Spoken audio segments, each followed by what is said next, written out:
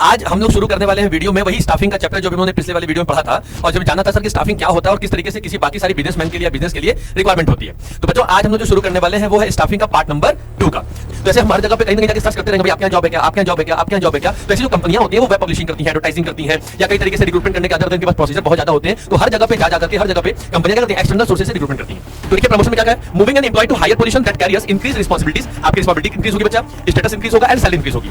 एक powerful motivator होता है एम्प्लॉयज के लिए जहां पे वो अपनी वैल्यूज को अपनी परफॉर्मेंस को इंक्रीज करते हैं। एम्प्लॉय को न चाहते हुए भी या चाहते हुए भी उसको अपने बॉस की सारे रेगुलेशंस को सारे उसको फॉलो करना पड़ेगा। इससे थोड़ा सा क्या होता है कि डिसअपॉइंटमेंट थोड़ा सा आ जाता है कि यार मैं थोड़ा सा बेटर डिजर्व कर रहा था, मैं थोड़ा सा बेस्ट डिजर्व कर रहा था, लेकिन कंपनी ने नहीं माना तो बैठे। तो प्रेजेंट में कंपनी को किसी तरीके की रिक्वायरमेंट नहीं थी, लेकिन इन फ्यूचर में कंपनी को रिक्वायरमेंट हो सकती है और कंपनी नहीं चाहती कि बाद में फिर से उस तरीके की दुनिया भर के सोर्सेस को अप्लाई करें। आई बस में तो यहाँ पे क्या करेगी, तो कंपनी फ्यूचर के लिए इन सारे फाइल्स में से निकालेगी इन लोगों का डाटा, रिज्यूमे, सीवी और सबको एक बाय एक करके क्या करेगी, एक तरीके से कैजुअल कॉल करेगी। क्या तो हमारी कंपनी का पता कैसे लगा, आपने इंस्टाग्राम देखा, स्नैप देखा, वेब पब्लिशिंग देखा या आपको हमारे इस कंपनी के किसी एम्प्लॉय ने आपको फोन करके बताया कि हमारी कंपनी में जॉब खाली है, तो यहाँ पे अपना रेफरेंस बताइएगा कि कितना फाइल कितनी बार उसका गैलरी साफ कर लो, फाइल मैनेजर साफ कर लो या कितना भी तरीके से उसका आप कुछ भी कर लो। वो हैक करने वाला होगा तो वो फिर दोबारा हैंग करे, कितना भी स्टोरेज खाली कर लो। तो आपको कुछ ऐसे मोबाइल चाहिए, कुछ आपको ऐसे फंक्शनरीज, आपको ऐसे कुछ मशीन चाहिए जहां पे वो बिल्कुल हैंग ना करे, ठीक है, तब फिर स्मूथली वर्क करना शुरू करे। और ये पॉसिबल तभी हो पाएगा जब ट्रेंड होंगे। तो इस तरीके से एम्प्लॉय पुराना होगा तो गलती ज्यादा करेगा, कंफ्यूजन ज्यादा होंगे, क्यों ज्यादा होंगे, प्रॉब्लम ज्यादा क्रिएट होगी, चेंजेस को अडॉप्ट नहीं कर पाएगा। लेकिन एफिशिएंट हो जाएगा, उसको ट्रेनिंग देंगे, प्रॉपर तरीके से ऑब्जर्व करेंगे, उसका भी डेवलपमेंट हमारा भी डेवलपमेंट हो जाएगा, है ना।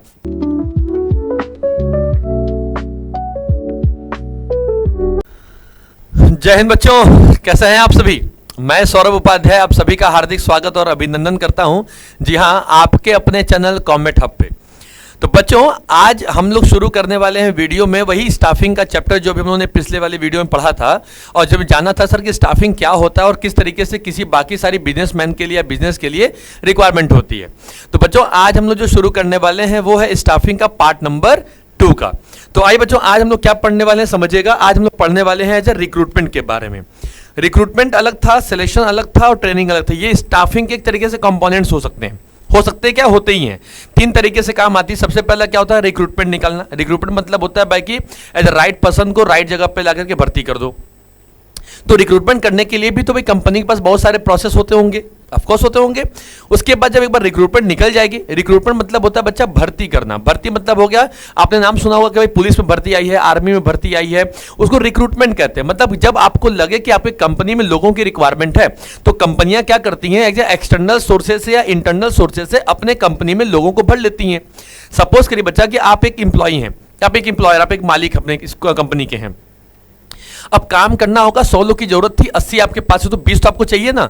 ये तो 20 है तो आप उस 80 में से आप एडजस्ट कर लोगे, तो वो हो गया इंटरनल सोर्स ऑफ रिक्रूटमेंट। लेकिन वो 20 अगर आपके 80 में से एडजस्ट नहीं होंगे तो आप 20 को क्या करोगे, आप एक्सटर्नल सोर्सेस लेकर क्या होगे, तो वो हो गया रिक्रूटमेंट का अदर सोर्सेस हो गए। तो मतलब 2 तरीकों से रिसोर्सेज या 2 तरीके से सोर्सेज को कवर अप किया जाता है। एक होता है बच्चा इंटरनल में, एक होता है एक्सटर्नल में। तो आज की जो वीडियो में जो शुरू करने वाले हैं वो इसी चैप्टर को, इसी टॉपिक को थोड़ा आगे बढ़ाएंगे और फटाक से इस चैप्टर को खत्म करेंगे। आइए लेट्स बिगिन, शुरू करते हैं। पहला क्या कहता है भाई, देखो कंपनी का जो सबसे पहला जो मोटिव है वो ये कहता है भाई रिक्रूटमेंट क्या है। समझिएगा रिक्रूटमेंट क्या होता है, किसे कहते हैं।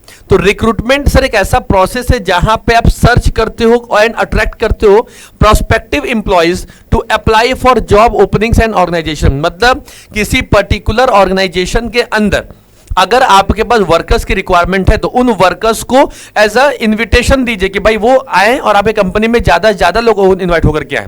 मतलब आप मान चलिए बच्चा कि अगर आपकी कंपनी में 100 सीट्स अवेलेबल हैं तो कम से कम आप चाहोगे कि हमारे पास 1000, 2000 या 10,000 लोग आए। जब ज्यादा से ज्यादा, जब more and more people attract होंगे आपकी ऑर्गेनाइजेशन के अंदर ज्वाइन करने के लिए, तो इन लोगों में से आपको जो सबसे बेस्ट सुटेबल कैंडिडेट होगा, क्या होगा, जो बेस्ट सुटेबल आपके कंपनी में के लिए जो कैंडिडेट होगा आप उसको चॉइस कर पाओगे।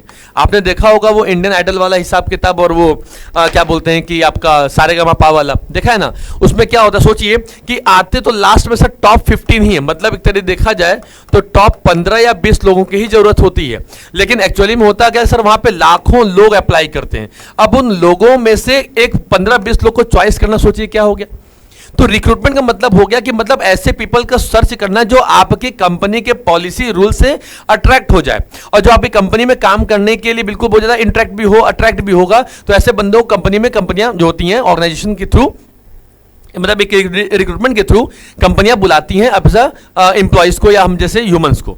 भाई हमें जॉब सीकर्स, मतलब हमको चाहिए जॉब, तो हम जॉब की तलाश में दर दर भटकते रहते हैं। तो ऐसे हम हर जगह पे कहीं ना कहीं जाके सर्च करते रहेंगे, भाई आपके यहाँ जॉब है क्या, आपके यहाँ जॉब है क्या, आपके यहाँ जॉब है क्या। तो ऐसी जो कंपनियां होती हैं वो वेब पब्लिशिंग करती हैं, एडवर्टाइजिंग करती हैं, या कई तरीके से रिक्रूटमेंट करने के अदर इनके पास प्रोसीजर बहुत ज़्यादा होते हैं। तो हर जगह पे जा करके हर जगह पे कंपनियां क्या करती हैं, एक्सटर्नल सोर्सेज से रिक्रूटमेंट करती हैं। तो रिक्रूटमेंट मतलब क्या कहता है सर, कि क्रूशियल पार्ट है स्टाफिंग का, जो फंक्शन कंसीडर करता है पॉजिटिव प्रोसेस है, बिकॉज इसका एम होता है to encourage as many qualified candidates as possible to apply. मतलब जितने ज्यादा लोग क्वालिफाई हैं या जिनके पास बेटर क्वालिफिकेशन मिली भई है, ठीक है, या बहुत ज़्यादा वो कंपनी के एजुकेटेड वेल एजुकेटेड, तो ऐसे लोगों तो कंपनी की जरूरत है। भाई मुझे मेरी कंपनी में काम करने के लिए टेक्नीशियन की रिक्वायरमेंट है, तो भाई मुझे ऐसा बंदा चाहिए जिसके पास टेक्नोलॉजी से या टेक्नीशियन से रिलेटेड नॉलेज हो, क्वालिफाइड हो। मुझे अकाउंटेंट बंदा चाहिए, तो मुझे ऐसा बंदा चाहिए जिसके पास बीकॉम हो, एमकॉम हो। मुझे एक एमडी मतलब मैनेजिंग डायरेक्टर बनाना होगा, मुझे कंपनी में एक तरीके से सीईओ बनना, या मुझे मेरी कंपनी में मुझे मैनेजर बनाना है, ठीक, कंसल्टेंट बनाना होगा। तो मुझे ऐसे बंदों के लिए क्या चाहिए, उनके पास एक स्पेसिफिक नॉलेज होनी चाहिए। नॉलेज आ जाएगा, स्किल तो हम खुद अपने हाथ दे देंगे एज ए ट्रेनिंग दे करके, है ना। तो कंपनियां बेसिकली वही काम करती हैं। इनका एम बच्चा क्या होता है कि क्वालिफाइड कैंडिडेट्स को जितना ज्यादा पॉसिबल हो सके उनको एज ए अप्लाई किया जाए। अब आइए कुछ रिक्रूटमेंट के प्रोसेस क्या है, सबसे पहले समझिएगा। पहली बात तो सर आप आइडेंटिफाई करेंगे क्या चीज, different source of labour supply. भाई आपको आपकी कंपनी में कितने सारे लेबर की रिक्वायरमेंट है, उसके हिसाब से फिर आपको सप्लाई मिलेगी ना। तो सबसे पहले आप आइडेंटिफाई करेंगे भाई कि मेरी कंपनी में कितने लोग हैं। भाई 100, मतलब मेरी कंपनी में 100 लोग चाहिए सर, लेकिन 900 हैं, और मेरी कंपनी में सर 1000 लोग थे, तो 1000 में बस मेरे पास 900 ही अवेलेबल है। तो मुझे कितने लोग की रिक्वायरमेंट होगी, 100 की रिक्वायरमेंट होगी, यही तो है 100। आइए बात समझ में। तो भाई 900 वर्कर हमारे कंपनी में काम कर रहे, तो सबसे पहले आप ये देखेंगे कि आपके पास लेबर की सोर्सेस क्या है। मतलब आप आइडेंटिफाई करो ना भाई कि एक्चुअली में आपकी कंपनी में एक्चुअली में लेबर की रिक्वायरमेंट है भी या नहीं है, तो आप इसको देखोगे। उसके बाद क्या करोगे, असेसमेंट करोगे उनकी वैलिडिटी को। फिर क्या करोगे, एक बार असेसमेंट करने के बाद बच्चा जो मोस्ट सुटेबल सोर्स होगा, सुटेबल सोर्स क्या होते हैं, दो ही होते हैं। कौन कौन सा होता है, पहला हमारे पास होता है इंटरनल सोर्स, और दूसरा हमारे पास क्या होता है, ऐसा होता है एक्सटर्नल सोर्स होता है। एंड लास्ट जब एक बार आप इंटरनल एक्सटर्नल को देख लेंगे, तो फिर आप इनवाइट करेंगे एप्लीकेशंस को एक प्रोस्पेक्टिव कैंडिडेट्स के लिए, भाई कि जो वैकेंसीज हमारे पास, वैकेंसी मतलब जो जगह आपके पास खाली पड़ी हुई है, उस खाली जगह को भरने के लिए आपकी कंपनी ने क्या किया हुआ, आपको इन्विटेशन दिया हुआ है कि आइए, अगर आपके पास फला फला नॉलेज है, फला फला आपके पास एज एक्सपीरियंस है, आपके पास स्किल है, तो भैया आप आइए हमारी कंपनी में आके अपना रिज्यूमे या अपना सीवी आके सबमिट कर दीजिए। आगे बस समझ में। तो ये बात तो यहां पे खत्म हो जाती है। अब देखिए इसके बाद क्या शुरू होती है कहानी। अब कहता सर कि इसके मेन दो मेजर सोर्सेस क्या क्या है, समझे बच्चा। देखिए दो ही सोर्सेस हमारे पास होते हैं। पहला होता है, एक होता है इंटरनल सोर्सेस होता है, और दूसरा हमारे पास क्या होता है, एक्सटर्नल। देखिए लिखा है ना, इंटरनल एंड एक्सटर्नल। इंटरनल मतलब जहां पे कंपनी के लिए बहुत ज्यादा इकोनॉमिकल होता है, मतलब कंपनी नहीं चाहती कि वो बहुत ज्यादा बाहर किसी सोर्सेस के जाकर के वहां से वो अप्लाई करके लेकर कवर करके आए। इंटरनल मतलब हो गया कि हमारी कंपनी में ही एक्सेस लोग हैं, एक्स्ट्रा लोग हैं, और उनके पास कुछ स्पेशल टाइप के नॉलेज भी, स्किल भी, तो हम उनका यूटिलाइजेशन और भी किसी जगह पे कर सकते हैं। आई बात समझ में। तो इंटरनल सोर्सेस में कंपनियां क्या करती हैं कि कुछ न कुछ बंदों को ट्रांसफर कर देती हैं और कुछ बंदों को प्रमोट कर देती हैं। तो यहाँ पे इंटरनल सोर्सेस के रिक्रूटमेंट में हमारे पास दो चीजें बेसिकली निकल के आती हैं। पहला क्या निकल के आता है, ट्रांसफर का, और दूसरा हमारे पास क्या निकल के आता है, एज अ प्रमोशन का। ठीक है, समझो। कह रहा सर ऐसा रिक्रूटमेंट जो फीलिंग करता है vacant position by utilising candidates already working with the organisation. मतलब वो बंदा जो है वो ऑलरेडी काम कर रहा है कहां पे, उस ऑर्गेनाइजेशन के अंदर में, और प्रैक्टिस प्रमोट्स करती है उनके एम्प्लॉइज के लिए कि या तो उनको ट्रांसफर कर दिया जाए या तो उनका प्रमोशन कर दिया जाए। देखो बच्चा एक चीज समझिएगा हमेशा कि अगर आप ट्रांसफर कर रहे हैं, क्या कर रहे हैं, तो ट्रांसफर करेंगे तो आपकी क्या होगी, सेम अथॉरिटी होगी, पहली बात समझिएगा, ठीक है, एंड सेम रिस्पॉन्सिबिलिटी होगी। मतलब इसमें आपकी कोई चेंजेस होने वाले नहीं है, पहली बात तो। लेकिन अगर आप बात करते हो सर एज अ प्रमोशन के बारे में, किसके बारे में बात करोगे बच्चा, अगर आप प्रमोशन के बारे में बात करोगे तो एक चीज अच्छे तरीके से फोकस करना, क्या कि प्रमोशन में आप बेसिकली क्या करेंगे, प्रमोशन में सर यहां पे आपकी अथॉरिटी चेंज होगी, अथॉरिटी आपकी हाई होगी, और जो आपकी जो रिस्पॉन्सिबिलिटी है क्या है, आपकी जो रिस्पॉन्सिबिलिटी है वो भी आपकी क्या हो जाएगी, हाई हो जाएगी। मतलब सर यहाँ पे आपकी सैलरी भी बढ़ेगी, इनकम भी बढ़ेगी, आपकी वैल्यू भी, इंसेंटिव भी आपको इंक्रीज होंगे।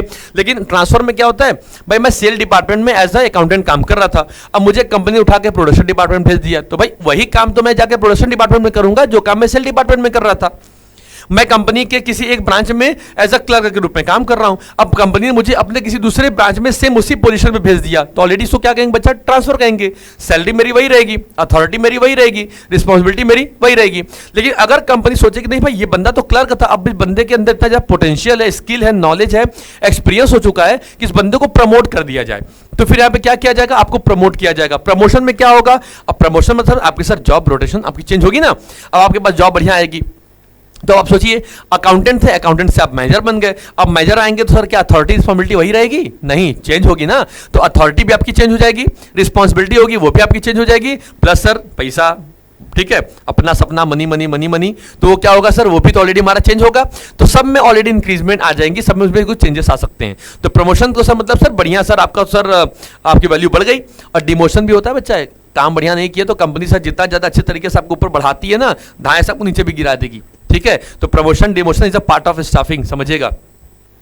तो देखिए प्रमोशन में क्या कहा है, moving an employee to higher position that carries increase responsibilities, आपकी रिस्पॉन्सिबिलिटी इंक्रीज होगी बच्चा, स्टेटस इंक्रीज होगा एंड सैलरी इंक्रीज होगी। एक पावरफुल मोटिवेटर होता है एम्प्लॉयज के लिए, जहां पे वो अपनी वैल्यूज को, अपनी परफॉर्मेंस को इंक्रीज करते हैं। भाई सोचो अगर एक कंपनी के अंदर एक बंदा है जो ऑलरेडी उसको प्रमोट किया गया है, तो बाकी सारे जो एम्प्लॉय जो कंपनी के अंदर बैठे तो उनके अंदर भी तो मोटिवेशन आएगी ना कि भाई उस बंदे की तरह सर वो भागा ऊपर, तो भाई उसके ऐसा काम अगर हम भी करेंगे तो भाई हमको भी प्रमोशन मिलेगा। तो इससे क्या होगा कि बाकी सारे जो ऑलरेडी एम्प्लॉयज होते हैं, एग्जिस्टिंग एम्प्लॉयज होते हैं, उनके अंदर भी पोटेंशियल आती है, उनके भी थोड़ा डेवलपमेंट ऑलरेडी हो जाता है। ट्रांसफर क्या करता है, कहते हैं sir shifting an employees from one job to another, जहां पे सर यहां पे आपको शिफ्ट किया जाएगा एक जॉब से लेकर के अनदर जॉब पे, एक डिपार्टमेंट से अनदर डिपार्टमेंट में, एक शिफ्ट से अनदर शिफ्ट पे, without significant change in their status salary. यहां पे ना तो आपकी स्टेटस चेंज होगा ना तो आपकी सैलरी चेंज होगी। तो ट्रांसफर मतलब सर एक ही पोजीशन पर रहिएगा, उसको आपको चेंज करके वहां भेजा जाएगा। प्रमोशन मतलब यहां रहिएगा तो आपको उठा करके यहां भेजा जाएगा, वो आपका हो गया प्रमोशन। तो what is the main difference between transfer and promotion, तो transfer indicates as the same authority, same responsibility, same salary, same status, transfer. But promotion means, promotion refers to just like as sir, promotion authorities high, responsibilities high, status high, sir अपना सपना money money, क्या हो जाएगा वो भी आपका increase हो जाएगा। दैट्स कॉल्ड क्या हो गया, ट्रांसफर और प्रमोशन में छोटा सा डिफरेंस हो गया। इतना दिमाग में क्लियर हो जाएगा। चलिए आगे बढ़ते हैं फटाक से। भाई अब कम आई समझिएगा, अब समझिएगा इसके बारे में भी। भाई अब कह रहा सर कि कुछ इंटरनल सोर्सेस के कुछ भाई जो रिक्रूटमेंट हमारे पास लिखे हुए हैं उनके कुछ मेरिट्स के बारे में पढ़ लीजिए और फिर कुछ डिमेरिट्स के बारे में पढ़ लीजिए। तो भैया आइए पढ़ लेते हैं, क्या दिक्कत है। पहला बंदा सर क्या, इकोनॉमिकल। इकोनॉमिकल मतलब होता है बच्चा सबसे ज्यादा चीप, भाई कंपनी का कोई खर्चा नहीं होता, सारे के सारे जो बंदे, इसमें कोई इंडक्शन और कोई ओरिएंटेशन प्रोग्राम्स भी हैंडल नहीं कराए जाते। इसका मतलब होता है बच्चा जहां पे नए एम्प्लॉयज को पुरानों के संग थोड़ा सा फैमिलियर किया जाता है, रूल्स रेगुलेशन बताए जाते हैं, इसमें चीजें नहीं होती। इंटरनल सोर्सेस है, वो बंदा हमारी कंपनी का पार्ट है, तो उसको एक जगह से दूसरी जगह पे भेजने पे कंपनी का खर्चा बहुत होता है, उसके ऊपर बहुत ज्यादा ट्रेनिंग नहीं करना पड़ता। क्यों? क्योंकि वो हमारी कंपनी के rules regulation, objective, policy, budget सबसे ऑलरेडी वो फैमिलियर है। तो सबसे अच्छा का सोर्स है। इसमें कंपनी बहुत ज्यादा मार्केटिंग नहीं करती, एडवर्टाइजिंग नहीं करती, कुछ नहीं करती है। इसमें क्या होता है बच्चा, तो इकोनॉमिकल सबसे पहला पॉइंट निकल के आ जाता है। दूसरा क्या होता है, मोटिवेट्स एम्प्लॉय करता है। भाई अब सोचो इसमें ट्रांसफर प्रमोशन दोनों आ गए। अब इसमें क्या होगा, बाकी सारे जो एम्प्लॉय जो कंपनी के अंदर बैठे हैं भाई उनके अंदर भी तो एक मोटिवेशन निकल के आएगी ना कि भाई देखो वो बंदा का इंक्रीमेंट हुआ, वो बंदा इतना इंक्रीज हुआ, तो भाई मुझे भी करना है, मुझे भी अपने आप को थोड़ा सा डेवलप करना, आगे बढ़ाना होगा। वो क्या कहलाएगा, तो वो बच्चा वो मोटिवेट करेगा अदर्स के लिए। अगला क्या होता है, सिंपल एंड क्विक प्रोसीजर। भाई मुझे तुरंत जो डिसीजन लेना होगा, भाई ये बंदे का काम अच्छा है, ये बंदे का काम अलग है। परफॉर्मेंस अप्रेजल, चलो आपको याद होगा एचआरएम बताया था पिछली वाली वीडियो में। एचआरएम का काम क्या था, परफॉर्मेंस अप्रेजल देखना। मतलब कंपनी ने आपको ट्रेनिंग दिया, आपका डेवलपमेंट हुआ, आपको टास्क दिया, आपने टास्क के हिसाब से काम करना शुरू कर दिया। अब कंपनी क्या करेगी, आपको ऑब्जर्व करेगी, एनालिसिस करेगी। उस ऑब्जर्विंग और उस एनालिसिस के अकॉर्डिंग कंपनी ये डिसाइड करेगी कि एक्चुअली में आपको प्रमोट करना है या नहीं करना है, ट्रांसफर करना है कि नहीं करना है। तो वो चीजें क्या होंगी, बिल्कुल सिंपल प्रोसेस होता है। तो क्या पॉइंट क्या होगा, आपके उस परफॉर्मेंस अप्रेजल पे क्लियर हो जाता है। समझिएगा ये हो गया आपका परफॉर्मेंस अप्रेजल, ठीक है भाई। चलो ये हो गया। कह रहा नो इंडक्शन ट्रेनिंग नीडेड। भाई ऑलरेडी तो सारे बंदे दूसरे को जानते हैं, कंपनी के रूल्स, कंपनी की पॉलिसी, कंपनी की रेगुलेशन। वो इंप्लॉयज ऑलरेडी क्या है, अपने कंपनी के सारे स्टाफ्स ऑलरेडी क्या है, वो इंगेज है, फैमिलियर है, वो एक दूसरे को जानते हैं कि कौन किस ब्रांच में काम करता है, कौन किस लोकल में, किस डिपार्टमेंट में काम करता है, कौन किस शिफ्ट में काम करता है, होता है ना। फर्स्ट शिफ्ट से सेकंड शिफ्ट भेज दिया, सेकंड वाले को फर्स्ट में भेज दिया, ठीक है, या एक बार इस डिपार्टमेंट वाले बंदे को दूसरे डिपार्टमेंट भेज दिया, या इस ब्रांच वाले बंदे को दूसरे ब्रांच में भेज दिया। ये चीजें क्या कहलाएंगी, एक तरीके से ये आपके मेरिट्स में आती हैं। अगला क्या होता है, रिड्यूसेस होता है भाई ओवर स्टाफिंग। तो बहुत ज्यादा ओवर स्टाफिंग नहीं हो पाती, होता है 80 बंदे भी हैं, वो मिलकर दूसरा का काम कर रहे हैं, भाई नहीं, तुम्हारे पास नॉलेज के लिए काम करो, तुम चल जाओ वहां पे। तो ओवर स्टाफिंग जो बहुत ज्यादा केसेस में हो जाते हैं कंपनी में, उसमें बिल्कुल जीरो, एक तरीके जीरो नहीं होता, लेकिन हाँ बहुत इसमें कमी आ जाती है, रिड्यूस कम कर दिया जाता है। अब आइए सर उसमें डिमेरिट्स क्या होंगे। डिमेरिट्स नहीं सर, हमारे पास जो चॉइसेस होंगे वो बिल्कुल लिमिटेड होते हैं। लिमिटेड मतलब सर हमारे पास केवल 80 लोग हैं, तो इन्हीं 80 में से लोगों को आप ट्रांसफर करेंगे या तो आप प्रमोशन करेंगे ना बॉस। तो आपके पास जो चॉइसेस ऑलरेडी क्या है, बहुत ज्यादा लिमिटेड है, बहुत ज्यादा एक्सेस तो आपके पास है नहीं। तो लिमिटेड तरीके में, लिमिटेड वैल्यू में ही आपको सब चीजों को कंसीडर करना पड़ेगा, ऑब्जर्व करना पड़ेगा, एनालिसिस करना पड़ेगा। लैक ऑफ फ्रेश टैलेंट, भाई अब देखो आपने क्या किया, पुराने एम्प्लॉय को ही दूसरे शिफ्ट में भेज दिया, पुराने एम्प्लॉय को अपने दूसरे डिपार्टमेंट में भेज दिया, पुराने एम्प्लॉय को अपने एक प्लेस से दूसरे प्लेस में भेज दिया। तो ऐसी सिचुएशन में, ऐसे कॉन्फ़िगरेशंस में क्या होगा, नया बंदा तो कोई कंपनी में आया नहीं। अब नया बंदा आता तो नई नॉलेज, नई स्किल, नई पोटेंशियल, नई एक्सपीरियंस, नई चीजों को लेकर के आता, नया टैलेंट लेकर के आता, तो कंपनी के लिए वो बेनिफिशियल होता। लेकिन ये इसका डिमेरिट से क्या कि लैक ऑफ फ्रेश टैलेंट हो जाएगा। अगला क्या होता है भाई, कॉजेज डिसअपॉइंटमेंट। हाँ, एक थोड़ा सा डिसअपॉइंटमेंट हो जाता है। सोचो कि इंटरनल सोर्सेस बार बार मुझे, अब आपको लग रहा है ना कि बंदा काम करना चाह रहा है, जरूरी तो नहीं कि बंदा काम करना चाह ही रहा हो, ये भी तो हो सकता है ना भाई, क्यों कंपनी के भाई अब कंपनी के अंदर काम करना है, 2 पैसे कमाने होंगे, तो भाई 2 पैसे काम करने के लिए क्या करना पड़ेगा भाई, तुम मुझे जहां पे लगा दो मैं वही काम करूंगा। वो तो कहानी वही वाला हो गया कि जहां ले चलोगे वहीं मैं चलूंगा, और जहां नाथ रख दोगे वहीं मैं रहूंगा। सुना होगा आपने वो भजन, बहुत भगवान जी के लिए बड़ी फेमस है ये, ठीक है। लेकिन एक एम्प्लॉय भी यही गाना गाता है, एम्प्लॉय भी बस यही बात कहता है, ठीक है, कि जहां ले चलोगे वहीं मैं चलूंगा, और जहां नाथ रख दोगे वहीं मैं रहूंगा। दैट्स कॉलर आपका हो गया, रिक्रूटमेंट आपका ट्रेनिंग प्रोसेस हो गया। तो एम्प्लॉयर बॉस होता है भाई, एम्प्लॉयर आपका भगवान है, किसका, एम्प्लॉय का। तो एम्प्लॉय को न चाहते हुए भी या चाहते हुए भी उसको अपने बॉस की सारे रेगुलेशंस को, सारे रूल्स को फॉलो करना पड़ेगा। जिससे थोड़ा सा क्या होता है कि डिसअपॉइंटमेंट थोड़ा सा आ जाता है कि यार मैं थोड़ा सा बेटर डिजर्व कर रहा था, मैं थोड़ा सा बेस्ट डिजर्व कर रहा था, लेकिन कंपनी ने नहीं माना, तो भाई ठीक, कहानी खत्म। अगला है not suitable for new organisation. बच्चा याद रखिएगा, इंटरनल सोर्सेज की जो रिक्वायरमेंट होती है वो नए ऑर्गेनाइजेशन के अंदर नहीं होती है। मतलब जो नया ऑर्गेनाइजेशन है, तो नए ऑर्गेनाइजेशन में आप इंटरनल सोर्स नहीं कर सकते, वहां पे आपको एक्सटर्नल ही चाहिए। क्यों, आप बाहर से लोगों को बुलाओगे, क्यों भाई, क्योंकि अभी आपकी कंपनी में लोग तो है ही नहीं ना। जब आपके कंपनी में लोग नहीं है तो सर आप क्या करोगे, तो आप एक्सटर्नल ही सोर्स करोगे भाई, बताओगे भाई न्यू कंपनी, न्यू ब्रांच आपके शहर में खुलने वाला है, मुझे 100 बंदों की रिक्वायरमेंट है, जिनके पास ये फला फला नॉलेज है, जिनके पास ये एज है, एक्सपीरियंस है, ये स्किल है, आइए हमारी कंपनी में जॉब अप्लाई करिए, अच्छा लगेगा तो आपको हम बाद में रिक्रूट कर लेंगे। आगे बस में चलिए, ये कहानी खत्म होती है बच्चा। ये हो गया, डिमेरिट्स हो गया। अगला क्या करता है बच्चा, आइए उसी तरीके से हमारे पास एक्सटर्नल सोर्सेज भी हैं। एक्सटर्नल का मतलब क्या हो गया, जब बाहर से कंपनियां लोगों को बुलाती हैं। बाहर से बुलाने के अंदर सेंस मतलब हो गया जहां पे कंपनी अपने घर की चीजों को नहीं देखती, बल्कि बाहर का बंगला झांकेगी। बाहर का बंगला झांकने का मतलब ये हो गया कि कंपनी वेब पब्लिशिंग करेगी, एडवर्टाइजमेंट करेगी, कैजुअल कॉल करेगी, आपको रिक्रूटमेंट करने के लिए वेब पब्लिशिंग करेगी, Naukri.com आपने नाम सुना होगा, ठीक है, jobseeker.com, ये सब बहुत तरीके की कंपनी ऑलरेडी वेबसाइट्स हैं। तो वहां पे जाकर के अपने सरकारी Naukri.com आपने देखा होगा, बहुत सारे बच्चे उसमें अप्लाई भी करते हैं। ये सब चीजें, ये एक्सटर्नल सोर्सेज के एग्जांपल्स हैं। तो पहला एग्जांपल क्या करता है भाई, वाइडर चॉइस। पहले बात आपके पास बच्चा चॉइस ज्यादा होता है। सोचो कि आपको अगर 100 बंदे चाहिए, तो 100 बंदे के लिए आपके पास 10,000 लोगों ने अप्लाई किया है, तो सर आपको 9,900 लोगों को रिजेक्ट करना है। मैंने आपको बताया था कि किसी भी कंपनी के अंदर जो सिलेक्शन का प्रोसेस होता है उसको एज अ निगेटिव प्रोसेस कहा जाता है। क्या कहा जाता है, एज अ वो निगेटिव प्रोसेस में आता है। किस में आता है बच्चा, निगेटिव प्रोसेस में आता है। तो ऑलरेडी सोचिए कि आपको 100 बंदे चाहिए, अप्लाई किया गया 10,000 लोगों ने, तो सर 9,900 तो ऑलरेडी क्या होंगे, रिजेक्ट ही होंगे ना, क्योंकि हमको तो कुल 100 लोग ही चाहिए।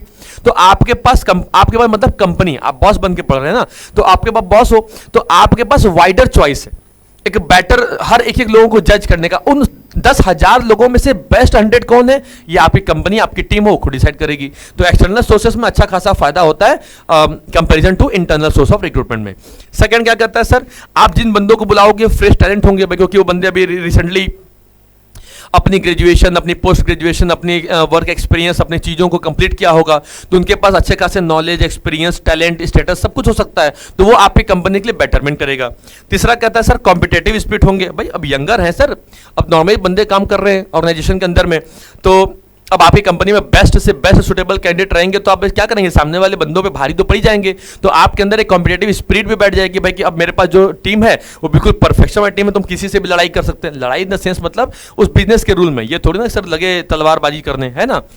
अगला पॉइंट है क्वालिफाइड पर्सन। यहाँ पे आपके जो पर्सनल मिलते हैं वो क्वालिफाइड मिलते हैं, क्योंकि सर आप प्रॉपर तरीके से इनका इंटरव्यू लेते हो, टेस्ट लेते हो, कई तरीके से उनका एग्जामिनेशन करते हो, ठीक, ऑब्जर्व करोगे, एनालिसिस करोगे, प्रॉपर तरीके से करने के बाद आपकी ऑर्गेनाइजेशन के अंदर जो पर्सनल मतलब हो गया एम्प्लॉइज, तो जो एम्प्लॉय आपकी ऑर्गेनाइजेशन के अंदर आएंगे वो क्वालिफाइड होंगे, क्योंकि आपने प्रॉपर तरीके से उनका ऑब्जर्वेशन किया है, एनालिसिस किया हुआ है, तो ये बंदे आपकी कंपनी के अंदर क्या हो जाएंगे, एज अ आपको जॉब ऑफर करने के लिए, मतलब जॉब के लिए आ जाएंगे। तो भाई आपका भी बिल्कुल आप कह सकते हो कि भाई हमारे कंपनी में सब बंदे पढ़े लिखे हैं, सब हमारे पास IITians हैं, सब हमारे पास इंजीनियर हैं, सब हमारे पास डॉक्टर्स हैं, सब हमारे पास बेस्ट से बेस्ट एक्सपीरियंस वाले टीचर्स हैं।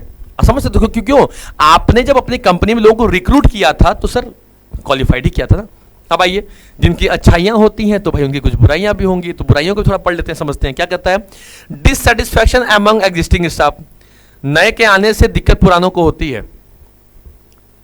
हाँ, आप जो समझ रहे हैं वही है कि जब अगर कोई नया गलती से अगर आ जाए, अब गलती से आए जानबूझ करके आए, लेकिन दिक्कत हमेशा पुराने वालों को होती है।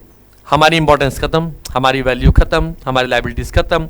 डिपेंड करता है कि अगर एग्जिस्टिंग वाला अगर बेस्ट अपना एफर्ट दे रहा है, अपना बेस्ट लगा रहा है, अपना बेस्ट आपको दे रहा है, तो उसको तो भाई डरने की जरूरत नहीं है, क्योंकि भाई वो बंदा तो बेस्ट है, ठीक है। लेकिन दिक्कत उन लोगों को होती है जिनको लगता है, जो थोड़ा काम चोरी करते हैं, जिनको लगता है थोड़ा सा कि यार मैं अटेंशन नहीं दे रहा हूं, मैं एफर्ट नहीं लगा रहा हूं, मैं कंपनी के लिए फोकस काम नहीं कर पा रहा हूं। अब इसको और भी कुछ जगह से इंटरलेट कर सकते हैं, ठीक है, इस के सारे काम आप हो जाएंगे। तो ये जो आपका एक वैल्यू जो डिससेटिस्फैक्शन वाला हिसाब किताब है, तो डरेंगे वो ना जिनको कुछ नहीं आता। भाई मैं कंपनी के अंदर बैठा हूं, मैं फालतू आके बैठता हूं, गप्पे लड़ाता हूं, लेकिन मुझे लग रहा है कि मेरे से बेस्ट बंदा आएगा, तो कंपनी फिर मुझ जैसे लोगों पे खर्चा क्यों करेगी? मेरे से बेस्ट पे कंपनी के लिए वो बेनिफिशियल है, ऑर्गेनाइजेशन के लिए वो प्लस है, तो कंपनी तो कोशिश करेगी भाई मुझसे को अप्लाई कर लें। इससे क्या होगा, मेरे अंदर तरीके से क्या होगा, डर आ जाएगा, फियर आ जाएगा, ठीक है ना। तो कंफ्यूजन और क्योस ज्यादा क्रिएट हो जाएंगे। तो पहली बात क्या होगा, डिससेटिस्फाई हम लोग होना शुरू हो जाएंगे जो कंपनी के पुराने मेंबर्स हैं, क्योंकि उनको ये लगता है कि नए के आ जाने से उनका सारा अटेंशन बॉस की तरफ जाएगा और बॉस का सारा अटेंशन उनकी तरफ जाएगा, तो हम लोगों को तो भूल जाएगा। लेकिन कहा जाता है नया 9 दिन पुरान 100 दिन, ठीक है। आइए अगला क्या है सर, हाँ, एक्सटर्नल सोर्सेज में क्या होता है, थोड़ा प्रोसेस लेंदी हो जाता है। आप लोगों को बुलाओगे, फिर उनका बैठाओ उनको, फिर उसके बाद उनका रिक्रूटमेंट प्रोसेस लेकर के आओ, फिर सिलेक्शन करो, फिर टेस्ट लो, इंटरव्यू लो, वाइवा लो, डेमो लो, फिर दुनिया भर के प्रोसेस में उनका मेडिकल एग्जामिनेशन करो, फिर उनका बैकग्राउंड चेक करो, मतलब बहुत बड़े बड़े लेंदी प्रोसेस हम पढ़ेंगे, उसके बारे में भी। प्रोसेस लेंदी होता है और कॉस्टली होता है। यहाँ पे जो इंटरनल सोर्सेज में रिक्रूटमेंट हमारा क्या था, इकोनॉमिकल था, इसमें क्या है बहुत ज़्यादा एक्सेस हमारा, मतलब कॉस्टली थोड़ा ज़्यादा पड़ जाता है। एंड अगला पॉइंट क्या है सर, एडजस्टमेंट प्रॉब्लम्स। तो ये थोड़ा एडजस्ट करने में दिक्कत आ जाती है भाई कि अब नया बंदा आया तो उसको किस जगह पर रिक्रूट करें, किसकी जगह पर रखें, किस बेटर एफर्ट में लगाएं। तो ये बहुत चीज़ें कंपनी थोड़ा सा वो फ्रूटफुल भी होती हैं, थोड़ा सा ये कंपनी के लिए भाई देखो, कुछ अगर पैसा आपके पास आया, कहा जाता है कि पैसा आपके लिए ठीक है, अब दोनों चीजें हैं, मतलब बुरा नौकर भी है, अच्छा स्वामी है, अच्छा नौकर है, बुरा स्वामी है, ये दोनों डिपेंड, वो पैसे के यूज पे डिपेंड करता है, आप पैसे को यूज कैसे करते हैं। आपके पास पैसा आया, उस पैसे को आप जुए में लगा रहे हो, आप उस पैसे को गैम्बलिंग में लगा रहे हो, आप उस पैसे को सट्टेबाजी स्पेकुलेशंस में लगा रहे हो, उन पैसों को आप गलत यूज कर रहे हो, गलत जगह पे लगा रहे हो, तो सर वो पैसा आपके लिए बुरा स्वामी बन जाएगा। बुरा स्वामी मतलब एज अ बैड ओनर, क्योंकि वो आपके ऊपर हावी है, अब आप उसके ऊपर हावी नहीं हो। लेकिन जब आप पैसों को अच्छी जगह पे यूटिलाइज करेंगे, मंदिरों में लगाएंगे, थोड़ा लोगों का दान पुण्य करेंगे, थोड़ा धर्म कर्म का काम करेंगे, अच्छे अच्छे लोगों को थोड़ा मदद करेंगे, सोसाइटल बेनिफिट्स प्रोवाइड करेंगे, इससे क्या होगा, फिर वो पैसा आपसे दब के रहेगा। आप जिस जगह पे चाहोगे पैसा फिर वहीं यूज होगा। लेकिन एक बार जब थोड़ा आप पैसा लगाना शुरू करोगे, फिर वो पैसा आपके ऊपर हावी हो जाता है। आई बात समझ में, ये ग्रेशम लॉ था, पढ़ाया गया था, उसके बारे में हम लोग अभी डिस्कशन करेंगे इन फ्यूचर में, जब हम लोग बात आगे निकल के आएगी। तो ये तो आपका क्लियर हो गया बच्चा, इंटरनल और एक्सटर्नल के बारे में। तो इसका स्क्रीनशॉट लीजिए फटाक से, फिर चलें आगे। अब देखिए, आइए कंपनी कहती है भाई कि हमारे पास सर कुछ क्या है कॉमन मेथड्स हमारे एक्सटर्नल सोर्स ऑफ रिक्रूटमेंट के। तो भाई देखिए पहला क्या हो गया सर, डायरेक्ट रिक्रूटमेंट है, कैजुअल कॉलर्स हैं, एम्प्लॉयमेंट एक्सचेंज है, एडवर्टाइजिंग है, प्लेसमेंट एजेंसीज और मैनेजमेंट कंसल्टेंट्स हैं, कैंपस रिक्रूटमेंट है, रिकमेंडेशन फ्रॉम प्रेजेंट एम्प्लॉइज हैं, लेबर कॉन्ट्रैक्टर्स हैं, एडवर्टाइजिंग टेलीविजन पे हो रहे हैं और वेब पब्लिशिंग है। अब आइए देखिए पहला पॉइंट क्या निकल के आता है सर, कहता है sir as a direct recruitment. देखो कंपनी में क्या होता है, कंपनी में अलग अलग लोगों की रिक्वायरमेंट होती है। आपने पढ़ा था टॉप लेवल, मिडिल लेवल और लोअर लेवल। इसके अलावा भी कंपनी में कुछ ऐसे भी लोग होते हैं जिनको कंपनी की रिक्वायरमेंट होती है। जैसे कंपनी को चाहिए स्वीपर, कंपनी को चाहिए झाड़ू पोछा लगाने वाला, कंपनी को चाहिए जो थोड़ा उनके चाय वाय को लेके आने वाला, प्यून जस्ट टाइप हो गया तो प्यून हो गया, स्वीपर हो गया। तो ऐसे लोगों के लिए कंपनी बहुत ज्यादा खर्च तो करेगी नहीं, तो क्या करती है कि डायरेक्टली, ये देखिए यहां पे सबसे पहला पॉइंट क्या होता है, पहला हमारे पास कौन आता है, एज आता है डायरेक्ट रिक्रूटमेंट। ठीक है, तो यहां पे बच्चा डायरेक्ट रिक्रूटमेंट का मतलब साफ साफ एक ही चीज होता है। क्या होता है, यहां पे कंपनी अपने फैक्ट्री के गेट पे, कहां पे, अपने फैक्ट्री के गेट पे एक नोटिस लगा देती है। ठीक है, उस नोटिस में कुछ इस तरीके से ऐसे नोटिस बना दी जाएगी। थोड़ा हमारा जो नोटिस थोड़ा सा टेढ़ा हो गया, कोई बात नहीं, फिर सीधा कर लेंगे सर, कोई दिक्कत नहीं है। ठीक है, तो ये हमारा एक नोटिस हो गया और ये हमारे फैक्ट्री के गेट पे ही रहेगा। मतलब कंपनी डायरेक्टली अपने फैक्ट्री गेट पे ही लिख देगी भाई कि मुझे नीड है 5 ऐसे वर्कर्स की, मुझे ऐसे रिक्वायरमेंट है जो हमारे कंपनी में एज अ स्वीपर की नौकरी कर सकते हैं, एज अ प्यून की नौकरी कर सकते हैं। तो वो लोग हमारी कंपनी में अप्लाई करें और उनको अप्लाई करने की जो टाइमिंग है वो मॉर्निंग 9 से लेकर के 12 बजे तक की है। और जो बंदा इंटरेस्टेड तो आ जाए। तो ये कहा जाता है इनके पास अनस्किल्ड वर्कर्स, मतलब जो जहां पे आप भाई अब कंपनी बॉस हैं, घंटी बजाएंगे, हाँ सर कुछ चाहिए, हाँ चाय लेके आओ, कॉफी लेकर के आओ, देखो कोई गेस्ट आ रहा है उनको रिसीव करने जाओ, गार्ड हो गए, ये सब जो चीजें होती हैं इनको कहाँ रिक्रूट किया जाता है, इनको कहा जाता है डायरेक्ट रिक्रूटमेंट में। कहाँ किया जाता है, डायरेक्ट रिक्रूटमेंट में। ठीक है, अब देखिए समझिएगा क्या कर, अगला क्या कर रहा है बच्चा, कैजुअल कॉलर कह रहा है, क्या कर रहा है, अब देखिएगा कैजुअल कॉल क्या कहता है। अब यहां पे जो कैजुअल कॉलर हमारे पास हो गए, आइए सेकंड नंबर पॉइंट पे क्या समझेंगे, कैजुअल कॉलर्स। बच्चा ये क्या होता है समझिएगा। अब एक कैजुअल कॉलर्स कौन होते हैं, कैजुअल कॉलर होते हैं ना, बहुत सारे जो जॉब सीकर्स होते हैं। जॉब सीकर्स मतलब बच्चा हम और आप जैसे लोग जिनको जॉब की अर्जेंटली क्या है, जिनको रिक्वायरमेंट होती है। क्या होती है बच्चा, उनको रिक्वायरमेंट होती है जॉब की। ठीक है, तो जिनको जॉब की एक्चुअल में क्या है, रिक्वायरमेंट है, तो वो लोग क्या करते हैं, वो लोग आएंगे सीधे कंपनी के पास। कहां आएंगे, वो आएंगे सीधे कंपनी के पास में। ठीक है, और कंपनी में आकर के अपनी जो उनकी जो रिज्यूमे होगी, ठीक, या जो अपनी सीवी होगी, इन लोगों को कंपनी में ही छोड़ दिया जाएगा। समझिएगा, कंपनियां क्या करती हैं, ऐसे ऐसे इंप्लॉयज की जो सीवीज होती हैं और जो रिज्यूमे होता है उनको अपने पास एक फाइल में, जो कंपनी होती है वो क्या करती है, एक फाइल में इनके सारे के सारे रिज्यूमे को सबमिट करके रख लेती है। क्लियर होगी बात। अब फिलहाल क्या था कि प्रेजेंट में देखा गया तो प्रेजेंट में कंपनी को किसी तरीके की रिक्वायरमेंट नहीं थी, लेकिन इन फ्यूचर में कंपनी को रिक्वायरमेंट हो सकती है और कंपनी नहीं चाहती कि बाद में फिर से हम उस तरीके की दुनिया भर के सोर्सेस को अप्लाई करें। आई बात समझ में। तो यहां पे क्या करेगी, तो कंपनी फ्यूचर के लिए इन सारे फाइल्स में से निकालेगी इन लोग का डाटा, रिज्यूमे, सीवी, और सबको एक बाई एक करके क्या करेगी, एक तरीके से कैजुअल कॉल करेगी। क्या करेगी बच्चा, ऐसा कॉल करेगी और कॉल के जरिए वो आपको बुलाएगी कि भैया आ जाओ हमारे पास। ठीक है, क्या आपके पास ये आपने सर अप्लाई किया था 4 महीना पहले, आपको सर याद है, हाँ सर याद है, आप खाली हैं सर, अगर इफ यू आर फ्री, आप कहीं दूसरे का काम नहीं कर रहे हैं सर, तो आइए हमारी कंपनी में सर ये वैकेंसी एक आई हुई है, अगर आप सर मोस्ट सुटेबल कैंडिडेट लग रहे हैं सर, आइए हमारा कल इंटरव्यू है, डेमो है, आप दे करके सस्ते देख लीजिए। आप देख लेंगे तो सर हो सकता है कि आपको जॉब मिल जाए, प्रीफर हो जाए। ठीक है, ये तो बात क्लियर होगी बच्चा। तो ये क्या हो गया, सेकंड पॉइंट हमारे पास क्या हो गया, कैजुअल कॉलर्स हो गए। अगला कौन हो गया, डायरेक्ट रिक्रूटमेंट हो गया। आइए बच्चा तीसरा पॉइंट समझते हैं, क्या समझेंगे, तीसरा पॉइंट। अब देखिए तीसरा पॉइंट क्या होता है, तीसरा पॉइंट कहता है सर यहां पे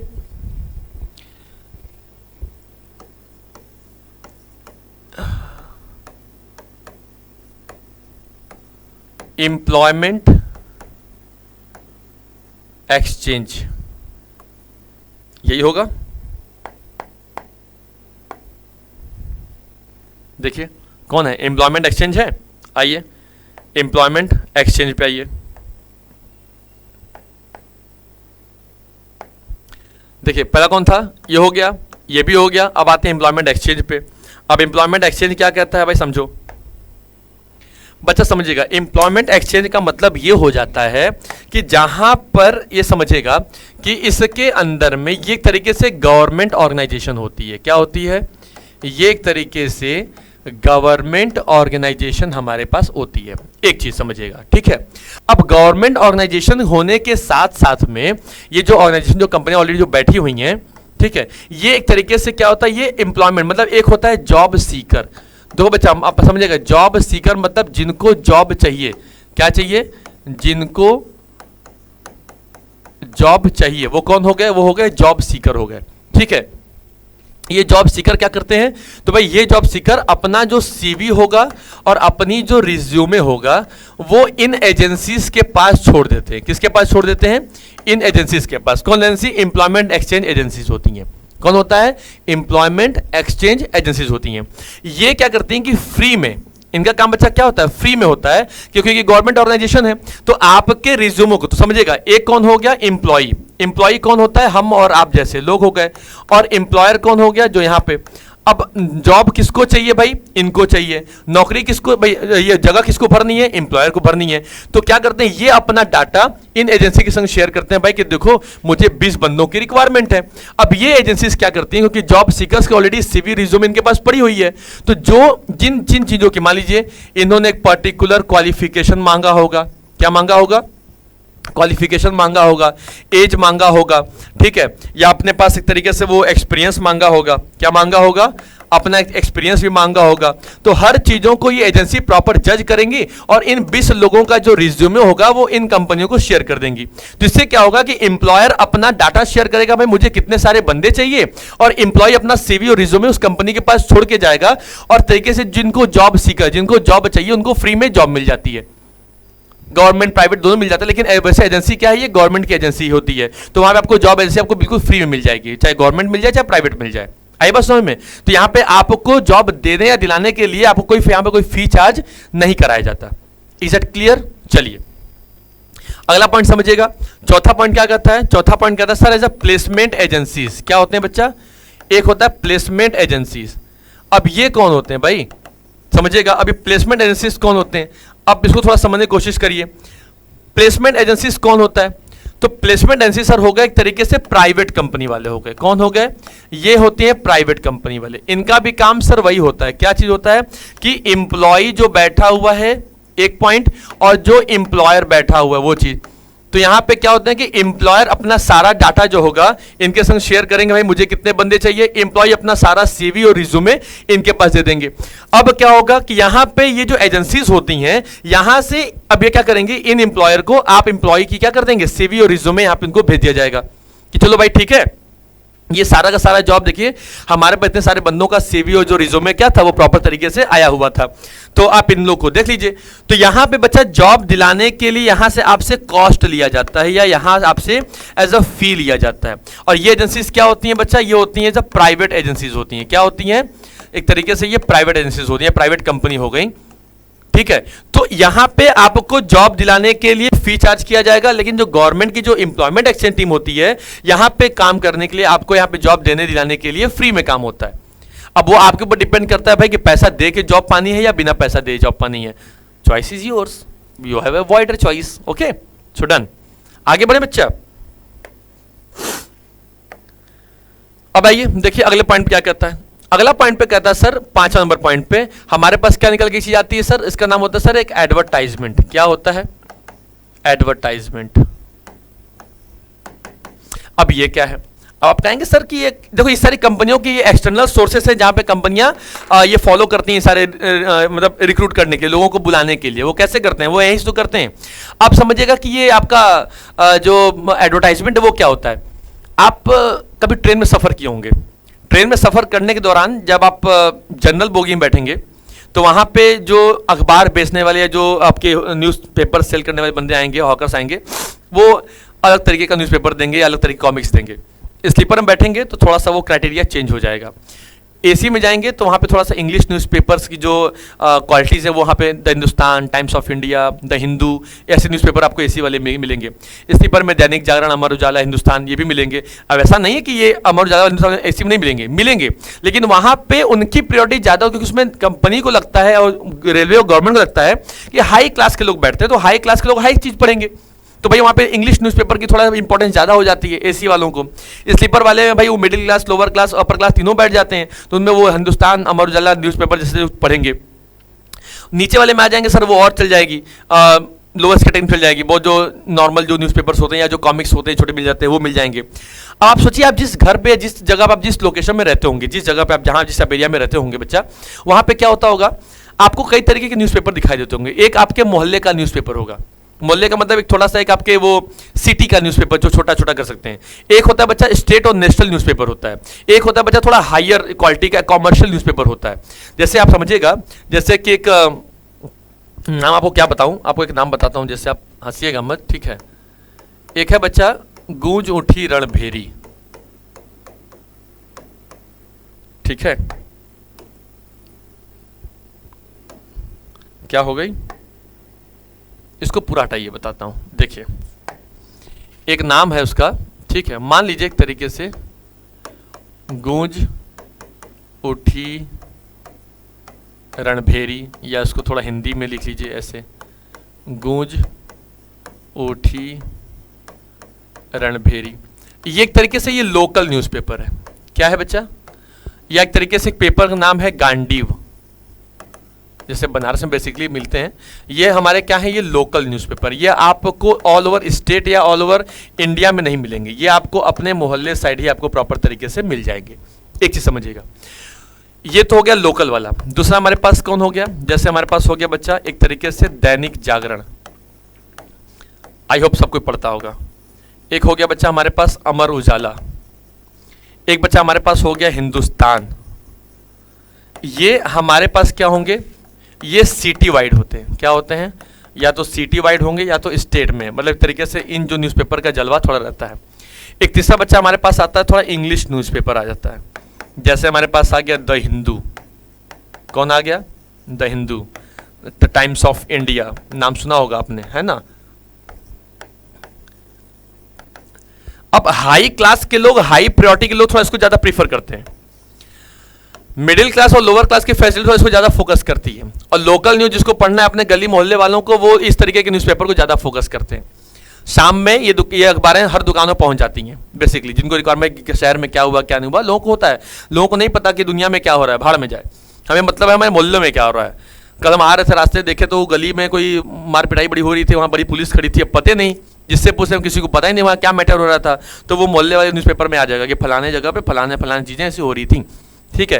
तो अब समझिएगा, अब कंपनी क्या करती है, एडवर्टाइजमेंट करती है। अगर लोकल कैंडिडेट की रिक्वायरमेंट होगी तो अपना जितना भी सारा बच्चा जो उनके एडवर्टीजमेंट बनेंगे वो कहाँ बनेंगे, वो यहाँ बनेंगे। दूसरे तरीके के जो न्यूज़पेपर जहाँ थोड़ा सा उनको हाई क्लास की थोड़ा वैल्यू चाहिए, थोड़ा सा एक अच्छे खासे मैनेजर की रिक्वायरमेंट होगी, बॉस की रिक्वायरमेंट होगी, तो वो अपना, या टीचर की रिक्वायरमेंट होगी, डॉक्टर की रिक्वायरमेंट होगी, वो शादी ब्याह वालों की रिक्वायरमेंट होती है, वो उठा के भेज दिया जाएगा इस जगह पे, यहाँ एडवर्टाइज होगा। और थोड़ा हाई क्लास अकाउंटेंट की रिक्वायरमेंट है, वहाँ पे आपको बड़े बड़े सीईओ की रिक्वायरमेंट है, एमबीए होल्डर की रिक्वायरमेंट है, तो भाई वो बंदे ये अखबार न्यूज़पेपर पढ़ते हैं, तो वहाँ पे जो पब्लिशिंग की जाएगी वो पब्लिशिंग यहाँ पे की जाएगी। मतलब समझिएगा, काम ही तो कराना है, लेकिन 3 अलग अलग सेक्टर बना दिए। लोकल रिक्वायरमेंट होगी तो लोकल वाले न्यूज़पेपर में डालो, क्योंकि लोकल वो ज़्यादा पढ़ते हैं। स्टेट वाले में और सिटी वाले में डाल दो तो भाई वहाँ पे थोड़ा सिटी स्टेट वाला हिसाब किताब अलग चलेगा। और अगर अपर वाले क्लास में डालना होगा सर तो भाई यहाँ चल जाइए। तो जिस तरीके की आपके पास रिक्वायरमेंट होगी उस तरीके के अखबार में, उस तरीके के न्यूज़पेपर में क्या करेंगे, आप अपना एडवर्टीजमेंट दे दीजिए, ठीक है। तो कंपनी इस तरीके से वहाँ पे पूरा फोकस काम करती हैं। ये तो क्लियर हो गया, चलिए आगे बढ़े। देखिए यहाँ पे आजा भाई, आप क्या कह रहे हैं, अब कह रहे हैं सर देखिए ये भी हो गया, ये भी हो गया, ये भी हो गया। अब कह रहे हैं सर कैंपस रिक्रूटमेंट क्या होता है, थोड़ी इसको यही समझ लो। देखो बच्चा, जब बड़ी बड़ी जो कंपनीज होती हैं, ये कंपनी क्या करती हैं, आपके स्कूल्स में या आपके कॉलेजेस में आ करके, ठीक है, आपका वो लेती हैं एज अ इंटरव्यू। क्या लेती हैं, इंटरव्यू लेंगी या वहां पे आपका वाइवा लेंगी। अगर आप उनके बताए गए, आप उनके बनाए गए फॉर्मेट पे खरे उतर गए तो कंपनी आपको वहीं से रिक्रूट करके ले जाएंगी। जैसे कोई आईटीएस कंपनी, बड़ी बड़ी कंपनी आ गई, कोई सॉफ्टवेयर कंपनी आ गई, तो बेसिकली मान चलिएगा कोई आईटीएस कंपनी हो गई, ठीक है, या कोई हमारे पास सॉफ्टवेयर कंपनीज कुछ हमारे पास अगर निकल के आ गई हैं, तो ये तरीके की जो कंपनियां हैं, ये कंपनियां डायरेक्टली उनको लगता है कि फ्रेश टैलेंट कहाँ मिलेगा, फ्रेश नॉलेज कहाँ मिलेगा, एक्सपीरियंस कहाँ मिलेगा, तो भाई उस जगह को सोर्स पे पहुंच जाओ। सोर्स कौन सा भैया? तो सीधे बच्चे स्कूल मिलेंगे, कॉलेजेस मिलेंगे, तो वहां जाकर के आपको तरीके से वहां पे कंपनियां रिक्रूट कर लेती हैं। क्या कर लेती हैं? रिक्रूट कर लेती हैं। अगला क्या हो गया? Recommendation from present employee. अब ये क्या करता है भाई? सोचो, रिकमेंडेशन फ्रॉम प्रेजेंट एम्प्लॉय का मतलब ये हो जाता है कि भाई हमारे कंपनी में भैया लोग काम कर रहे थे, ठीक है, हमारे कंपनी में सर बहुत एक रमेश चाचा हो गए, मान लेते हैं भाई हमारे रमेश चाचा जी हो गए, तो ये अब हम कंपनी में काम करते थोड़े बड़े हैं, एडवांटेज थोड़ा उनके पास ज़्यादा है, तो भाई मैं बॉस हूँ, तो मैं उससे पूछा भाई कि देखिए मेरे कंपनी में कुछ ऐसे वर्कर की रिक्वायरमेंट है और मैं नहीं चाहता कि बहुत ज़्यादा एडवर्टाइजिंग करूं, पब्लिशिंग करूं, बहुत ज़्यादा खर्चे हो जाएंगे, क्या आपके नज़र में कोई ऐसा कैंडिडेट है जो हमारी कंपनी में आकर के इस तरीके का जॉब कर सकता है? स्कूल का प्रिंसिपल हो गया, अपने टीचर्स की मीटिंग ले रहे थे, तो टीचर्स की मीटिंग बोल दिया भाई कि आप लोग के कांटेक्ट में, आप लोग के रिलेटिव में, आप लोग की जगह में कोई ऐसा बंदा है जो ये सब्जेक्ट हमारे स्कूल में पढ़ा सकता है? अगर पढ़ा सकता है तो भाई कल उसको बुला लो हमारी कंपनी में, उसका इंटरव्यू डेमो लेंगे, उसको जॉब दे देंगे। अब जब यहां पे जो इंप्लॉयज आपके पास आएंगे वो अगर पुराने इंप्लॉय के रिकमेंडेशंस पे या प्रेजेंट इंप्लॉय के रिकमेंडेशंस पे आएंगे तो उसे ये टॉपिक कहा जाता है। एक होता है बच्चा लेबर कॉन्ट्रैक्टर। अभी लेबर कॉन्ट्रैक्टर क्या होते हैं समझिएगा। तो लेबर कॉन्ट्रैक्टर का मतलब क्या हो गया? तो देखिए बच्चा, लेबर कॉन्ट्रैक्टर मतलब ये हो गया, ये एक ऐसी टीम होती है, इनके पास लेबर का भंडार होता है। टाइल्स लेने के लिए टाइल्स वाली कंपनी के पास जाते हैं ना, तो दुनिया तरीके के टाइल्स उनके पास अवेलेबल होते हैं। आप पेंट लेने के लिए पेंट की दुकान पे जाते हो ना, वैसे लेबर लेने के, अब लेबर कहाँ कहाँ ढूंढोगे भाई? आपको एक बिल्डिंग का कंस्ट्रक्शन कराना है, आपको रोडवे बनाना है, आपको रोपवे बनाना है, आपको हाईवे बनाना है, आपको रेलवेज बनानी है, तो भाई आपको चाहिए 100, 200, 500, 1000, 2000 वर्कर चाहिए। अब आप एक एक लोग को मोहल्ले में जाके खोजोगे तब मिलेंगे क्या? नहीं मिल पाएंगे। तो कंपनियां तो अगर ऐसे किसी बंदों जहां कंपनी को रिक्वायरमेंट है बेसिकली वर्कर्स की या लेबर्स की, तो वो डायरेक्टली किससे कांटेक्ट कर लेते हैं बच्चा? तो वो कांटेक्ट कर लेते हैं अपने लेबर कॉन्ट्रैक्टर से। किससे करते हैं? तो लेबर कॉन्ट्रैक्टर के पास पूरी टीम बैठी होती है, वो टीम उनकी भाई जितनी भी हो सकती है। एग्जांपल के देखा जाए तो भाई मुझे सर 100 बंदे चाहिए, तो ये 100 बंदे आपको दे देंगे। जैसे मैं आपको बताऊं, एक स्कूल है, तो स्कूल में जो गार्ड लोग होते हैं ना, गार्ड जिनकी जो गार्डिंग की नौकरी करते हैं, गार्ड वाले जो बाहर जो गेट पे होते हैं, तो आपको लगता होगा कि वो स्कूल के हैं। जी नहीं, वो स्कूल के नहीं होते। वो क्या करते हैं कि वो पूरे गार्ड के, वो एक तरीके से कंपनी फर्म से वो जो गार्ड का जो पूरा कॉन्ट्रैक्टर लोग होते हैं उनसे जाके वो कांटेक्ट करते हैं। तो यहाँ पे ये जो लोग जो टीम होगी, ये गार्ड भेजेगी स्कूल में, और ये स्कूल से डिसाइड करेगी सर की जो सैलरी होगा आप इनके अकाउंट में डायरेक्टली नहीं देंगे, बल्कि वो सैलरी आप देंगे सर उस कॉन्ट्रैक्टर टीम को, उस ऑर्गेनाइजेशन को पूरा वो पैसा मिलेगा। और ये जो ऑर्गेनाइजेशन होगी वो उसमें से अपना कुछ कमीशन कट करके बाकी जो भी पैसा होगा वो क्या करेगी, वो सारे सारे गार्ड को भेजा जाएगा। आप देखोगे स्कूलों में, बड़े बड़े ऑफिसों में, बड़े बड़े कंपनियों में, फर्मों में, ऑर्गेनाइजेशन के बाहर वो गार्ड खड़े रहते हैं, सिक्योरिटी गार्ड वाले लगे होते हैं, आप देखा होगा, या आपने ऐसे मूवी देखी होगी। अच्छा, एक मूवी मुझे याद नहीं अच्छे से आ रही है, शायद वो सलमान खान वाली एक मूवी है जिसमें वो बॉडीगार्ड शायद, ठीक है, इसमें वो करीना कपूर के साथ वो बॉडीगार्ड बन जाता है। तो वो आपको क्या लगता है, बॉडीगार्ड ऑलरेडी आप देखा होगा उसमें एक टीम है, उसमें एक फर्म है जहां से वो कांटेक्ट करते हैं भाई मुझे एक बॉडीगार्ड चाहिए, तो वो फर्म जो कंपनी होती है वो उनके घर के, उनके बेटी के लिए, बेटे के लिए एक बॉडीगार्ड की अवेलेबिलिटी कराती है, जहां जहां जाएंगे वहां पे बॉडीगार्ड संग में जाता आता रहेगा। ठीक है, ये भी बंदे लोग थोड़ा अच्छे होते हैं, पढ़ने थोड़ा सा हैवी टाइप के होते हैं, थोड़ा सा बॉडीगार्ड लगते भी हैं। ठीक है, तो उनसे डायरेक्टली कांटेक्ट किया, तो एक फर्म होती है, एक ऑर्गेनाइजेशन होती है जहां पे ये बॉडीगार्ड की सप्लाई करते हैं। हाँ, आप कह सकते हो लोग टाइल्स की सप्लाई करते हैं, लोग दवाइयों की सप्लाई करते हैं, तो इनके पास सर यही लोग अवेलेबल, तो इनकी सप्लाई करती हैं। तो ये डायरेक्टली बॉस से मिलेंगे, बॉस से पैसा ले लेंगे और फिर अपने पैसे कुछ पैसा कट करके, कमीशन चार्ज करके पैसा वापस कर देंगे। अगला होता है बच्चा एडवर्टाइजिंग ऑन टेलीविजन। एडवर्टाइजिंग कहाँ किया जाएगा? जब आपके वही सारी एडवर्टाइजिंग कहाँ होगी बच्चा? आपके टेलीविजन पे आ जाएगी, तो वो क्या कहलाएगा? एडवर्टाइजिंग ऑन टेलीविजन कहलाएगा। अगला क्या है? Web publishing. क्या कहलाएगा? वेब पब्लिशिंग कहलाएगा। अब वेब पब्लिशिंग क्या होता है बच्चा? जैसे मान देखा होगा आपने naukri.com है ना, या अगर मान लीजिए jobsearch.com, इस तरीके से हमने देखा होगा। एक तरीके से बच्चा ये वेब पब्लिशिंग होगी। ये एक तरीके से गवर्नमेंट जॉब के लिए हो गई सरकारी रिजल्ट.com। ठीक है, आप जाके देखिएगा सरकारी रिजल्ट.com। इन तरीके के कुछ हमारे पास सोर्सेस हैं। तो ये 2-3 चीज़ें हमारे पास हैं। तो इन जगह पे आप जाके, जब कंपनियां क्या करती हैं, अपना सारा जो भी हमको रिक्वायरमेंट चाहिए वो अपने रिक्वायरमेंट की वो सारी की सारी चीज़ों को इन जगहों पे फोकस कर दिया जाता है, इन जगहों पे कंपनियां दे देती हैं। तो वो क्या कहलाता है बच्चा? वो हो गया वेब पब्लिशिंग। तो मतलब वेब पे पब्लिश कर दो, आप लोग जाके देखें, naukri.com पे देखें, search.com पे देखें, jobsearch.com पे देखें, तो ये कंपनियां वहां जाकर के जो जो जॉब सीकर्स हैं, जिनको जॉब एक्चुअली में चाहिए, वो जा करके यहाँ पे क्या कर सकते हैं, प्रॉपर तरीके से वो अपना अरेंजमेंट कर सकते हैं। ठीक है, चलिए बच्चा, ये कहानी खत्म हो गई, आगे बढ़े। चलिए, हाँ, अब भाई हम लोग आते हैं अगले पॉइंट पे, सिलेक्शन पे। तो भाई रिक्रूटमेंट वाला हिसाब किताब हम लोग क्या हो गया बच्चा, फटाफट खत्म हो गया। ठीक है, आइए फटाफट खत्म करते हैं। तो रिक्रूटमेंट के बाद कंपनी के पास अगला ऑप्शन क्या होता है, तो रिक्रूटमेंट के बाद कंपनी के पास अगला ऑप्शन होता है भाई सिलेक्शन का। भाई रिक्रूटमेंट तो कर लिया, इतने सारे सोर्सेज थे, इतने जगह हमने सोर्सेज बना दिया, भाई यहां से आ जाओ, यहां से आ जाओ, ये कर दो, प्लेसमेंट एजेंसीज के पास भेज दिए, कॉन्ट्रैक्ट एम्प्लॉयमेंट कर दिए, लेबर कॉन्ट्रैक्ट कर दिए, वेब पब्लिशिंग कर दिए, सरकारी रिजल्ट और हर जगह तो कर दिया। अब आप लोग हमारे पास आ गए, या आप लोग हमारे पास आ रहे हैं, तो वो अब आएंगे भाई, उनको क्या करेंगे, हम उसमें आपको सेलेक्ट करेंगे ना भाई। अब आपने हमारे यहाँ दिया है जॉब, अपने रिज्यूमे सीवी सबमिट किया है, तो उसमें से हम लोग क्या करेंगे, अब आपके लिए प्रॉपर तरीके से यहाँ पे आपका सिलेक्शन किया जाएगा। क्या होगा कि सिलेक्शन एक ऐसा प्रोसेस है जहां पे चूज किया जाता है most suitable candidate for a job from pool of applicants who have been recruited. ये क्रूशियल पार्ट होता है स्टाफिंग फंक्शन का बच्चा, समझिएगा, जहां पे आपका स्क्रीनिंग की जाएगी, टेस्ट किया जाएगा, इंटरव्यू लिया जाएगा, उसके बाद ये फाइनल डिसीजन लिया जाएगा कि आपको हमारे कंपनी में काम करना है, रखना है कि नहीं रखना है। ये मतलब होगा भाई, मैंने सीवी रिज्यूमे दे दिया, लेकिन मैं अपने आप को ये 100% श्योर कैसे कर लूंगा मुझे जॉब मिली जाएगी, नहीं भी मिल सकती है ना भाई। वो टेस्ट लेंगे हमारा, वो इंटरव्यू लेंगे हमारा, वाइवा लेंगे, दुनिया भर की चीजें डेमो कराएंगे, उसके बाद वो फिर हमारा मेडिकल एग्जामिनेशन करेंगे, तमाम तरीके की दुनिया भर की चीजें हो जाएंगी। उसके बाद फिर वो मुझे बताएंगे कि मेरा एडमिशन या मेरा रिक्रूटमेंट आपकी कंपनी में हुआ या नहीं हुआ, मेरा सिलेक्शन हुआ कि नहीं हुआ, वही कह रही है।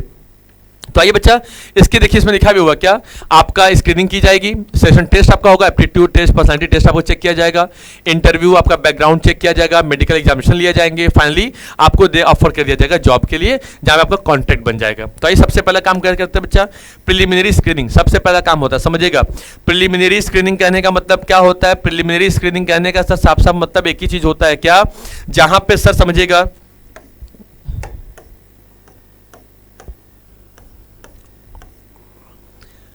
समझिएगा, पहला पॉइंट क्या निकल के आ रहा है हमारे पास सर, आ रहा है जब प्रिलिमिनरी क्या होगा, स्क्रीनिंग। सर इसमें जो फॉर्म, ठीक है, कंपनी के हिसाब से सही नहीं है, मतलब जो राइट फॉर्म होंगे कंपनी उन्हें क्या करेगी, एक्सेप्ट करेगी। और अगर कोई ऐसा फॉर्म या कोई ऐसी रॉन्ग सीवी होगी या रॉन्ग फॉर्म होगा, तो कंपनी ऐसे फॉर्म को क्या कर देगी बच्चा, एज अ प्रॉपर तरीके से रिजेक्ट कर देगी, रिजेक्टेड वाले कैटेगरी में डाल देगी। उसे कहा जाता है प्रिलिमिनरी स्क्रीनिंग। मतलब सर जो जो आप लोगों ने अपना सीवी या अपना रिज्यूमे हमारे संग जो शेयर किया हुआ है, और जो जो कंपनी ने प्रॉपर तरीके से आपसे क्वालिफिकेशन मांगा था, क्या मांगा था, आपसे क्वालिफिकेशन मांगा था कि भाई मुझे बीकॉम पास चाहिए, अब वो बंदे भी हमको अप्लाई कर दिए जो भी बीकॉम थर्ड ईयर में हैं, जो भी पढ़ाई कर ही रहे हैं, तो सर ऐसे फॉर्म रिजेक्ट कर दिए जाएंगे। आपसे एज क्राइटेरिया मांगा गया था 25 से लेकर के 30 तक का, तो जो लोग 24 वाले थे उन्होंने भी अप्लाई कर दिया, और जो 30 पार आउट हो चुके थे उन्होंने भी अप्लाई कर दिया। आई बात समझ में, तो क्या हो गया, तो इस तरीके के फॉर्म रिजेक्ट हो जाते हैं, इसको कहा जाता है बच्चा प्रिलिमिनरी स्क्रीनिंग। सबसे पहला काम होता है किसी भी ऑर्गेनाइजेशन के अंदर, जो राइट फॉर्म होंगे, जो कंपनी के दिए गए वैल्यू के हिसाब से एडजस्ट करेंगे, उनको एक्सेप्ट किया जाएगा, जो गलत सीवी होंगी उसको रिजेक्ट कर दिया जाएगा, हटा दिया जाएगा। पहला काम तो सर यहां पे ये हो गया, ठीक है। अगला क्या होता है सर, समझिएगा, अगला होता है सर सिलेक्शन टेस्ट होता है। क्या होता है सिलेक्शन टेस्ट, ये क्या कहता है सर, ये कहता है सर कि वेरियस टेस्ट आर कंडक्ट किए जाते हैं। सबसे पहले समझिएगा, अगर जो राइट फॉर्म कंपनी ने अपने पास एक्सेप्ट कर लिए, कौन से फॉर्म बच्चा, जो राइट फॉर्म्स थे जो कंपनी अपने पास एक्सेप्ट कर लिए, तो अब उनका अगला प्रोसेस होता है क्या, अब उनको सर सबसे पहले बुलाया जाएगा कॉल करके कि सर आपका सीवी और फॉर्म हमारी कंपनी ने एक्सेप्ट कर लिया है, सर कल की डेट तय की गई है, आपको आना है हमारी कंपनी में, कुछ आकर के टेस्ट और इंटरव्यू देना है। तो सेकंड नंबर का जो प्रोसीजर जो कंपनी फिगर का आउट कराती है, वो क्या होता है बच्चा, आपका टेस्ट। 5 तरीके के टेस्ट कराती है। कितने तरीके के बच्चा, 5 तरीके के, यहाँ पे आपके पूरे पूरे टेस्ट को कवर किया है। पहला होता है intelligence test, aptitude test, personality test, आपके ट्रेड टेस्ट और आपका इंटरेस्ट टेस्ट। इंटेलिजेंस क्या होता है, आपके आईक्यू लेवल को चेक करने के लिए कि आपके अंदर इंटेलिजेंस क्वालिटी कितनी ज्यादा है। आप कितना ज्यादा परिपक्व है, मतलब आपके अंदर एफर्ट, अपना आपका स्किल कितना है, आपके आईक्यू, लोगों को समझने का, बोलने का, कहने का तरीका कैसा, तो वहां पे आपका मेजरमेंट पहला आईक्यू टेस्ट होगा। एक होता है बच्चा एप्टीट्यूड टेस्ट, मतलब आपको ऐसे पोटेंशियल को, जैसी नई नई चीजें बताई जाएंगी, नई चीज सिखाई जाएंगी, जहां पे ये फोकस किया जाएगा कि आप नए स्किल को कितने जल्दी और कितने अच्छे तरीके से आप क्या कर सकते हैं, सीख सकते हैं। तीसरा कहता है पर्सनालिटी टेस्ट, जहां पे देखा जाएगा कि आपका जो गॉज होता है कि पर्सन्स के इमोशंस क्या है, वैल्यूज क्या है, आपकी पर्सनालिटीज क्या है, उसके ऊपर फोकस किया, आपकी पर्सनालिटी को प्रॉपर तरीके से जज किया जाएगा, चेक किया जाएगा। फिर आपका एक ट्रेड टेस्ट होगा भाई कि मतलब एक्चुअली में कि आपके पास मेजरमेंट है कि आपके पास एग्जिस्टिंग में कितना नॉलेज है, स्किल है। भैया मैं आपकी कंपनी में जॉब करने आया हूं या मैं आपकी कंपनी में ऑलरेडी आया हूं, तो भाई सीधा सा ऑप्शन होगा ना भाई कि मैंने अगर आपकी कंपनी से जॉब पाया है या मैं आपकी जॉब करने आऊंगा, तो भाई मेरे पास भी कुछ एग्जिस्टिंग स्किल या नॉलेज है या एक्चुअली में नहीं है, देखा जाएगा, ऑब्जर्व किया जाएगा। प्लस मतलब एग्जिस्टिंग नॉलेज स्किल को समझने के लिए बच्चा ट्रेड टेस्ट चाहिए, नए स्किल समझने के लिए अंदर पोटेंशियल है कि नहीं है, वो एप्टीट्यूड टेस्ट हो गया। और इंटरेस्ट मतलब जिस चीज के लिए मैं जॉब खोज रहा था उसमें मेरा एक्चुअली में इंटरेस्ट है कि नहीं है। मैंने बिजनेस पढ़ाने के लिए स्कूल में अप्लाई किया था, तो भाई इसमें मेरा इंटरेस्ट था, तो वो मेरा इंटरेस्ट टेस्ट है, क्योंकि मैं बिजनेस पढ़ा सकता हूं, लेकिन वहां स्कूल वाले मुझे अकाउंट्स थमा दें तो भाई पढ़ाने तो पढ़ा दूंगा, लेकिन अपने आप को 100% एफर्ट उस सब्जेक्ट में नहीं लगा सकता। क्यों? क्योंकि मेरी अंदर उसके अंदर परफेक्शंस क्या है, बिल्कुल नहीं है। एक बार आपका टेस्ट हो जाता है बच्चा, तो आप थर्ड नंबर पे आते हैं कि आपका इंटरव्यू लिया जाएगा। इंटरव्यू में आपके अपीयरेंस को, आपकी क्वालिटीज को, आपकी वैल्यूज को, आपके टेम्परामेंट को, आपके मैच्योरिटी को, सबको, आपके कम्युनिकेशन स्किल्स को, सबको प्रॉपर तरीके से जज किया जाएगा। 4, 5, 10 लोग की टीम बन जाएगी, आप अकेले रहेंगे वहां पे, हर कोई बंदा अपने तरीके से आपसे क्वेश्चन पे क्वेश्चन पूछता रहेगा। आई बस में, तो उसके हिसाब से फिर ये मेजरमेंट तय हो जाएगा कि एक्चुअली में आपको कंपनी में, वो इंटरव्यू प्रोसेस होता है, आपसे कुछ रिलेटेड सब्जेक्ट से नॉलेज, कुछ क्वेश्चन पूछे जाएंगे, आपके वर्क एक्सपीरियंस के बारे में पूछा जाएगा, आपके कम्युनिकेशन स्किल्स को जजमेंट किया जाएगा, हर चीजों को प्रॉपर तरीके से ऑब्जर्व किया जाएगा। एक बार आप इंटरव्यू निकाल लेते हैं, तो फिर आपका चेक किया जाता है रेफरेंस और बैकग्राउंड के बारे में। क्या? फिर आपका बैकग्राउंड चेक किया जाएगा। रेफरेंस मतलब सर आपको हमारी कंपनी का पता कैसे लगा, आपने इंस्टाग्राम देखा, स्नैप देखा, वेब पब्लिशिंग देखा, या आपको हमारे इस कंपनी के ही किसी एम्प्लॉय ने आपको फोन करके बताया कि आप हमारी कंपनी में जॉब खाली है, तो यहां पर अपना रेफरेंस बताइएगा कि किस रेफरेंस से हम आपकी कंपनी को जान पाए या जाने। उसके बाद फिर आपका बैकग्राउंड चेक किया जाएगा। बैकग्राउंड मतलब बच्चा ये समझा जाएगा कि आपके बारे में या आपकी पर्सनल डिटेल्स को खंगाला जाएगा। इसके पहले काम कहां कर रहे थे, काम कर रहे थे तो कितनी सैलरी पा रहे थे, और उस जॉब को आपने क्यों छोड़ा, एक्चुअली में आपने जॉब को छोड़ा है या जॉब से आपको निकाला गया है, प्रॉपर तरीके से डिटेल पूरी मांगी जाए, बैकग्राउंड प्रॉपर चेक किया जाएगा। रेफरेंस में एक तरीके से काम और हो सकता है कि रेफरेंस में आपके कुछ पर्सनल डिटेल्स को जानने समझने के लिए या बैकग्राउंड को जानने के लिए रेफरेंस लिया जाता है। आपके जहां से आपने स्टडी पास आउट की वहां का नंबर दीजिए, जहां इसके पहले आप जॉब कर रहे थे वहां का एक नंबर दीजिए, आप अपने घर फैमिली में से किसी या अपने रिलेटिव में किसी एक लोग का नंबर दीजिए, जहां पे हम आपके बारे में प्रॉपर तरीके से जान पाएं। ये ना हो भाई, क्योंकि ऐसा नहीं कि बंदा कोई फ्रॉड हो गया, बंदा जेल में बंद था, सीधे हमारी कंपनी में ही आ गया काम करने के लिए, आप फ्रॉड हैं, चोर हैं, तो हर तरीके से कंपनी इंश्योर होना चाहती है। इसके लिए कंपनी रेफरेंसेस एंड बैकग्राउंड की तरफ ज्यादा फोकस करती है, जहां पे आपको प्रॉपर तरीके से कंपनियां डिटेल्स आपके लिए निकालती हैं। डिटेल्स निकालने के बाद बच्चा क्या होता है कि आपकी कंपनी फिर क्या करेगी, आपके ऊपर डिसीजन लेगी कि आपको कंपनी में सिलेक्ट करें या न करें। अगर डिसीजन ले लिया गया हाँ भाई सिलेक्ट करेंगे, तो जैसे ही सिलेक्शन का डिसीजन कंपनी लेगी तो तुरंत आपका मेडिकल एग्जामिनेशन कराया जाएगा। क्या कराया जाएगा? Medical examination. मेडिकल एग्जामिनेशन मतलब कि आपको लिए कंपनी जानना चाहती है कि एक्चुअली में आप मेडिकली, फिजिकली, मेंटली आप फिट हैं कि नहीं है। कंपनी बार बार आपके ऊपर इतना ज्यादा खर्चा नहीं कर सकती ना, कंपनी के बार बार आपके ऊपर इतना ज्यादा एक्सपेंसेस नहीं कर सकती, आपके ऊपर भले ना करे, लेकिन कंपनी अपने ऊपर भी ज्यादा नहीं करना चाहती। क्यों? इतना बड़ा प्रोसीजर लगता है, 100 लोग को, 150 लोग को बुलाना, इंटरव्यूअर्स को बैठाना, फिर आपका मेडिकल एग्जामिनेशन कराना, और फिर पता लगे कि आपको कोई बीमारी है, आपको कोई डिसीज है, आपको कोई प्रॉब्लम है, और उसके बाद फिर आपकी जगह वो पोस्ट खाली हो जाएगी, फिर मुझे दोबारा किसी को भरना पड़ेगा, तो फिर उतना बड़ा तामझाम करना पड़ेगा। तो इसलिए कंपनी आपके लिए प्रॉपर तरीके से मेडिकल एग्जामिनेशन कराती है। क्या कराती है? मेडिकली ये चीज को ऑब्जर्व करने के लिए, जांचने के लिए आप बिल्कुल परफेक्ट हैं या नहीं है। एक बार मेडिकल एग्जामिनेशन आप पास हो जाते हैं बच्चा, तो आपको जब फिट हो जाएंगे तो आपको फिर जॉब ऑफर किया जाएगा। जॉब मतलब बच्चा यहां पे खाली होगा कि आपको एक अपॉइंटमेंट लेटर दिया जाएगा, बता दिया जाएगा सर कि बधाई हो, आपको हमारी कंपनी में कल से आना है, या आपको जॉब लेटर दे दी गई। लेकिन अभी तक कॉन्ट्रैक्ट नहीं बना, तो उसके बाद क्या, एक बार जॉब ऑफर देने के बाद कंपनी बनाती है कॉन्ट्रैक्ट ऑफ एम्प्लॉयमेंट। इसमें क्या होता है, इसमें आपने कब कंपनी को आप ज्वाइन कर रहे हैं, आपके रूल्स क्या होंगे, आप रेगुलेशंस क्या होंगे, आपकी डेजिग्नेशन क्या होगी, कंपनी के सैलरी इंक्रीमेंट देने के क्या फॉर्मूलेस क्या है, वो पूरा पूरा कॉन्ट्रैक्ट बन जाएगा। तो एम्प्लॉयर्स की सारी इंफॉर्मेशन और एम्प्लॉय की सारी इंफॉर्मेशन, दोनों इंफॉर्मेशन को एक जगह पे गैदर करके रखा जाता है, उसे कहा जाता है बच्चा as a contract of employment कहलाएगा। क्या कहलाएगा? कॉन्ट्रैक्ट ऑफ एम्प्लॉयमेंट कहलाएगा। Is it clear? आगे बढ़े, चलिए बच्चा आगे समझते हैं। अब आइए बाबू, हम लोग आगे बढ़ते हैं बच्चा, किस पे? एज अ ट्रेनिंग में बढ़ेंगे। ट्रेनिंग एंड डेवलपमेंट, भाई ये क्या होता है? भाई देखो, आप सबसे पहला क्या था बच्चा कि आपने प्रॉपर तरीके से रिक्रूटमेंट तो कर लिया, भाई इतने बंदे चाहिए थे, आपने भेज दिया। फिर आपने सर एज अ क्या कर लिया? सिलेक्शन कर लिया, भाई हमारे बंदे पास सेलेक्ट हो गए। अब जो बंदे सेलेक्ट हो गए, एक्चुअली में क्या है कि उनका ट्रेनिंग भी देना होगा ना भाई, क्योंकि उनके पास वो स्किल है या नहीं है, उनके पास वो नॉलेज अवेलेबल है या नहीं है। तो हर चीजों को प्रॉपर तरीके से ऑब्जर्व करना, जज करना, समझना, जानना, उसके लिए ट्रेनिंग दी जाती है। ट्रेनिंग मतलब यहाँ पे आपकी पर्सनल स्किल, पर्सनल डेवलपमेंट आपको कराया जाएगा। और डेवलपमेंट का मतलब हो गया बच्चा ओवरऑल ऑर्गेनाइजेशनल ग्रोथ। आप स्किल्ड हो जाएंगे तो कंपनियां आगे बढ़ेगी, आप डेवलप होंगे तो कंपनी का डेवलपमेंट होगा, आपकी ग्रोथ होगी तो कंपनी की भी ग्रोथ होगी। क्यों? एक बेहतर चीजों से ही तो ही बेहतर परिणाम निकलते हैं। छोटी छोटी कोशिशों से ही तो ही बड़े बड़े पत्थरों को तोड़ा जाता है और बड़े बड़े पर्वतों को तोड़ा जाता है। कैसे? मांझी साहब ने अपना पूरा पर्वत तोड़ के पूरा रास्ता बना दिया। आज आप नहीं जाके देखते हैं, स्पीति वैली चल जाइए, जाके जगह देखिए पहाड़ों के बीच में से रास्ते कैसे बनाए गए, वो अटल टनल योजना कैसे बनाई गई। तो छोटे छोटे चीजों से शुरुआत तो करो। एक लोगों ने कहा था, एक बहुत बड़े फिलोसफर थे, उन्होंने कहा था कि भाई जहां तक दिखाई दे रहा है वहां तक चलो, जब उसके बाद आगे जाओगे तो फिर उसके आगे और आगे दिखाई देगा, तो फिर वहां तक चलते रहो। होता क्या था कि एक बंदा था, एक गुरु और शिष्य थे। शिष्य अपने हाथ में टॉर्च लेकर रखा हुआ था, तो टॉर्च से बस कुछ दूरी तक ही दिखाई दे रहा था। तो गुरुजी के संग चल रहा था, तो कह रहा साहब गुरुजी रात में समय बहुत अंधेरा है और ये टॉर्च देखिए बहुत ज्यादा दूर तक दिखाई नहीं दे रहा है, देखिए बस यहाँ से केवल वहीं तक दिखाई दे रहा है, थोड़ी दूर दिखाई दे रहा है, क्या करें? तो गुरुजी बोले बेटा जहां तक दिखाई दे रहा है वहां तक चलो, जब वहां पहुंच जाओगे तो उसके बाद टॉर्च की रोशनी फिर आगे चलाना, फिर वो आगे तुम्हें और दिखाई देगा। तो जहां तक की रोशनी आ रही है पहले हम वहां तक तो बढ़े, समझिएगा। किसान होते हैं ना बच्चा, तो किसान क्या करते हैं? किसान किसी भी फसल को सींचने का मौका देते हैं ना।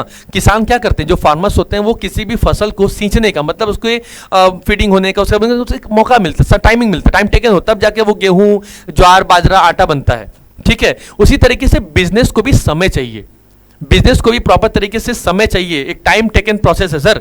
आज हम समय अपना छोटा छोटा समय देंगे, अपना एफर्ट देंगे, अपना वर्क देंगे, अपना एक्सपीरियंस देंगे, तो ये बिजनेस आने वाले समय बहुत बड़ा रूप लेकर के आने वाला होगा। आई बात समझ में? तो बिजनेस बच्चा वो है जहां पे धीरे धीरे बूंद बूंद से घड़ा भरना होता है। आई बात समझ में? और ये याद ऑर्गेनाइजेशंस के लिए बहुत ज्यादा कॉन्फ़िगर किया जाता है। ट्रेनिंग देने से क्या होगा? ट्रेनिंग सर आपकी स्किल डेवलप होगी, आपकी स्किल डेवलप होगी तो आपका प्रमोशन होगा, आपके कैरियर ग्रोथ चांसेस बढ़ेंगे। कंपनी तो वहीं पे है, लेकिन आपके कैरियर ग्रोथ होने से, आपके प्रमोशन होने से कंपनी को बेनिफिट मिलेगा। कंपनी एक कॉम्पिटेंट पर्सनल के रूप में कंपनी हर जगह पे पूरा फोकस ऑफ वर्क करना शुरू कर देगी। आर्य बसों में क्या कहती है? देखिएगा कि ट्रेनिंग एक ऐसा प्रोसेस है बच्चा जहां पे imparting specific skills to the employees for their current jobs के लिए, and well development is the broader, development भाई बड़ा है, डेवलपमेंट एक ब्रॉडर लेवल में होता है। डेवलपमेंट मतलब ओवरऑल ऑर्गेनाइजेशनल ग्रोथ हो गया, ट्रेनिंग मतलब आपका पर्सनल स्किल डेवलप हो रहा है। ठीक है, तो continuous process of an employees overall growth and career advance, जहां पे पूरा पर्सनल ग्रोथ आपका आ जाए, एडवांसमेंट निकल के आ जाए बच्चा। तो ये क्रूशियल पार्ट है स्टाफिंग फंक्शन का। ठीक है, और ये इंप्रूव करता है करंट जॉब परफॉर्मेंस को और प्रिपेयर करता है आपको फ्यूचर के रोल्स के लिए, जहां पे आप एक फ्यूचर मैनेजर का रोल कवर कर लेते हैं। किसका रोल करते हैं? एज अ फ्यूचर मैनेजर का रोल कवर करते हैं। तो आपको ट्रेनिंग इसीलिए दी जाती है कि जहां पे आपका डेवलपमेंट हो, आपकी वैल्यू इंक्रीज हो, आप ज्यादा ज्यादा आगे बढ़ें। तो आपके आगे बढ़ने से कंपनी का भी ओवरऑल, आप भी सोचो मेरे पास स्किल नहीं था, अब मैं स्किल्ड हो गया। जब मैं स्टार्टिंग में जब पढ़ाने गया किसी स्कूल में, या आप किसी स्कूल में जाओगे, आप किसी जगह पे काम करने जाओगे, तो आप बिल्कुल फ्रेशर होंगे। आपके पास फ्रेश टैलेंट है, लेकिन आप फ्रेशर, आपके पास नॉलेज नहीं है, एक्सपीरियंस नहीं है। 1 साल 2 साल 5 साल 10 साल लगातार काम करोगे तो आप फ्रेशर नहीं कहलाओगे, आप एक्सपीरियंस कहलाओगे। तो F directly converted to E, तो fresher directly converted to experience holder पे आप आ जाएंगे। ठीक है, क्या कहता है समझिएगा आगे। भाई देखिए बेनिफिट्स क्या होंगे बच्चा, देखिए अच्छा ट्रेनिंग के बेनिफिट्स क्या होते हैं सबसे समझिएगा। सिस्टमैटिक, ये किसके लिए समझ रहे हैं? पहले एम्प्लॉय के लिए समझ रहे हैं। सिस्टमैटिकली लर्निंग, अब जो बंदा प्रॉपर तरीके से अपने नॉलेज और स्किल को इंक्रीज करने का काम करेगा, आप ऑर्गेनाइजेशन का जो स्किल जो एम्प्लॉय होगा, एम्प्लॉय हमेशा क्या कोशिश करेगा कि अपने स्किल को, अपने नॉलेज को डेवलप करें, आगे बढ़ाएं, ग्रोथ करें। वो पॉसिबल कब हो पाएगा? जब उसको प्रॉपर तरीके से ट्रेनिंग मिलेगी। दूसरा क्या होता है? Increase efficiency. अभी तक आप क्या थे हमारी कंपनी में? इफेक्टिव थे, लेकिन अब हमने आपको प्रॉपर तरीके से ट्रेनिंग दिया, ऑब्जर्व किया, एनालिसिस किया, रिगार्डिंग प्रोग्राम बनाया। अब आप क्या बन गए sir? Less chances of accidents. अब आप एक्सीडेंट्स बिल्कुल कम करेंगे, मतलब आपसे गलतियां बिल्कुल कम होंगी, कंफ्यूजन बहुत कम होंगे, क्योस बहुत कम होंगे। आप एक एफिशिएंट बंदे हो जाएंगे। अब मिनिमम टाइमिंग में मैक्सिमम एफर्ट को देने, मैक्सिमम आउटपुट को देने का काम करना अब आप शुरू कर देंगे। तीसरा क्या होता है? Boosted moral. आप ट्रेनिंग सोचोगे, अब सोचो ना कि पहले समय था जहां पे बुक खोल के पढ़ाना पड़ता था, आज क्या है? बस टॉपिक हमारे सामने आ जाए, न भी आए तो दिमाग में ऑलरेडी चीजें एडजस्ट है, आप ही है। एक समय था जहां पे हाथ से ए बी सी डी पढ़ते थे, आज आपको मुंह जवानी याद हो गया। क्यों? कैसे हो पाया? ट्रेनिंग मिली, स्कूल में पढ़ाया गया, घर में पढ़ाया गया, लोग पूछते गए, बताते गए, मार खाते गए, लात खाते गए, सीख गए। ये वही चीज है सर। तो यहां पे एम्प्लॉय का मॉरल डेवलपमेंट तब होगा जब आपको उसको प्रॉपर तरीके से ट्रेनिंग एफर्ट देंगे। ट्रेनिंग देंगे तो सर उसका नॉलेज क्या, उसका बूस्ट, मॉरल क्या होगा? वो बूस्टअप करेगा, वो हाई तरफ भागेगा। Adoption to change. आपके पास जब ट्रेनिंग आ जाएगी तो ट्रेनिंग क्या करती है बच्चा? वो हेल्प करती है कि किसी भी तरीके से, चाहे वो टेक्नोलॉजिकल एडवांसमेंट हो, चाहे वो न्यू जॉब रिक्वायरमेंट हो, उसको फोकस करने में और उसकी रिक्वायरमेंट लेने में आपके लिए आसानी हो जाएगी। तो एक तरीके से आपके पास क्या हो जाता है कि किसी भी चेंज, आप स्किल्ड हो चुके हैं, नॉलेजेबल हो चुके हैं, किसी भी तरीके से चेंजेस को आप तुरंत यूं ही आजमा सकते हैं।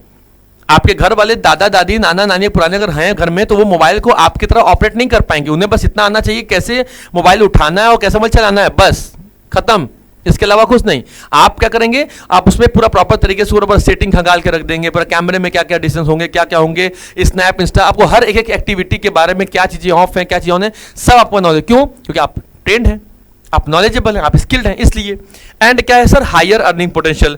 स्किल ज्यादा आएगी, नॉलेज ज्यादा होगी, पोटेंशियल ज्यादा होगी, एक्सपीरियंस ज्यादा होंगे, तो सर सैलरी भी आपकी ज्यादा होगी, आपके पास कैरियर के बेस्ट ऑप्शंस आपके पास निकल के आएंगे।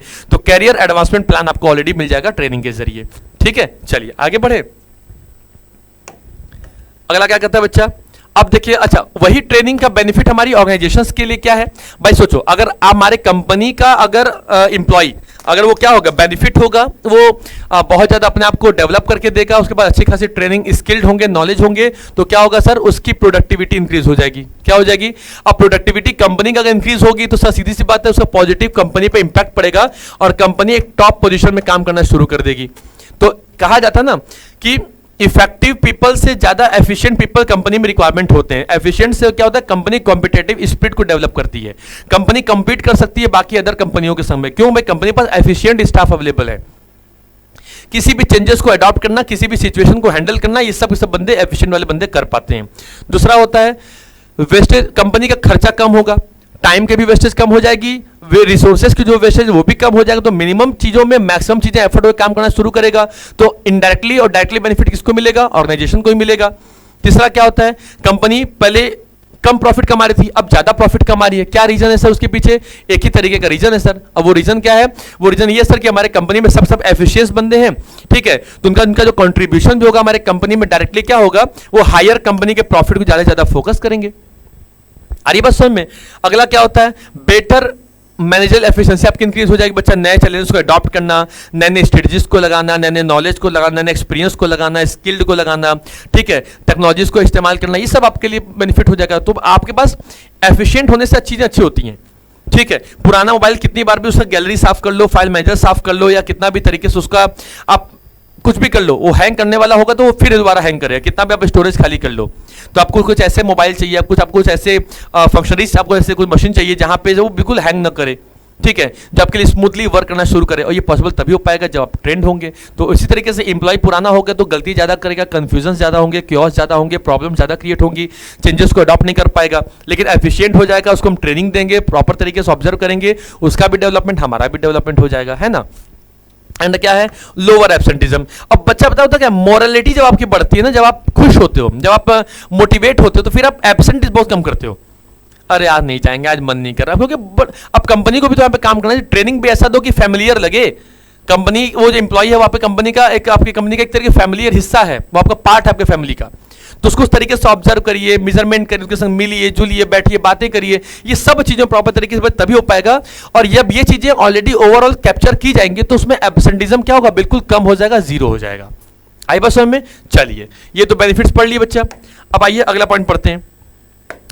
देखो बच्चा, ट्रेनिंग के मेथड कितने हैं हमारे पास? ट्रेनिंग के मेथड बच्चा दो तरीके से होते हैं। पहला होता है हमारे पास ऑन दी जॉब होता है, दूसरा हमारे पास क्या होता है? ऑफ दी जॉब ट्रेनिंग होता है।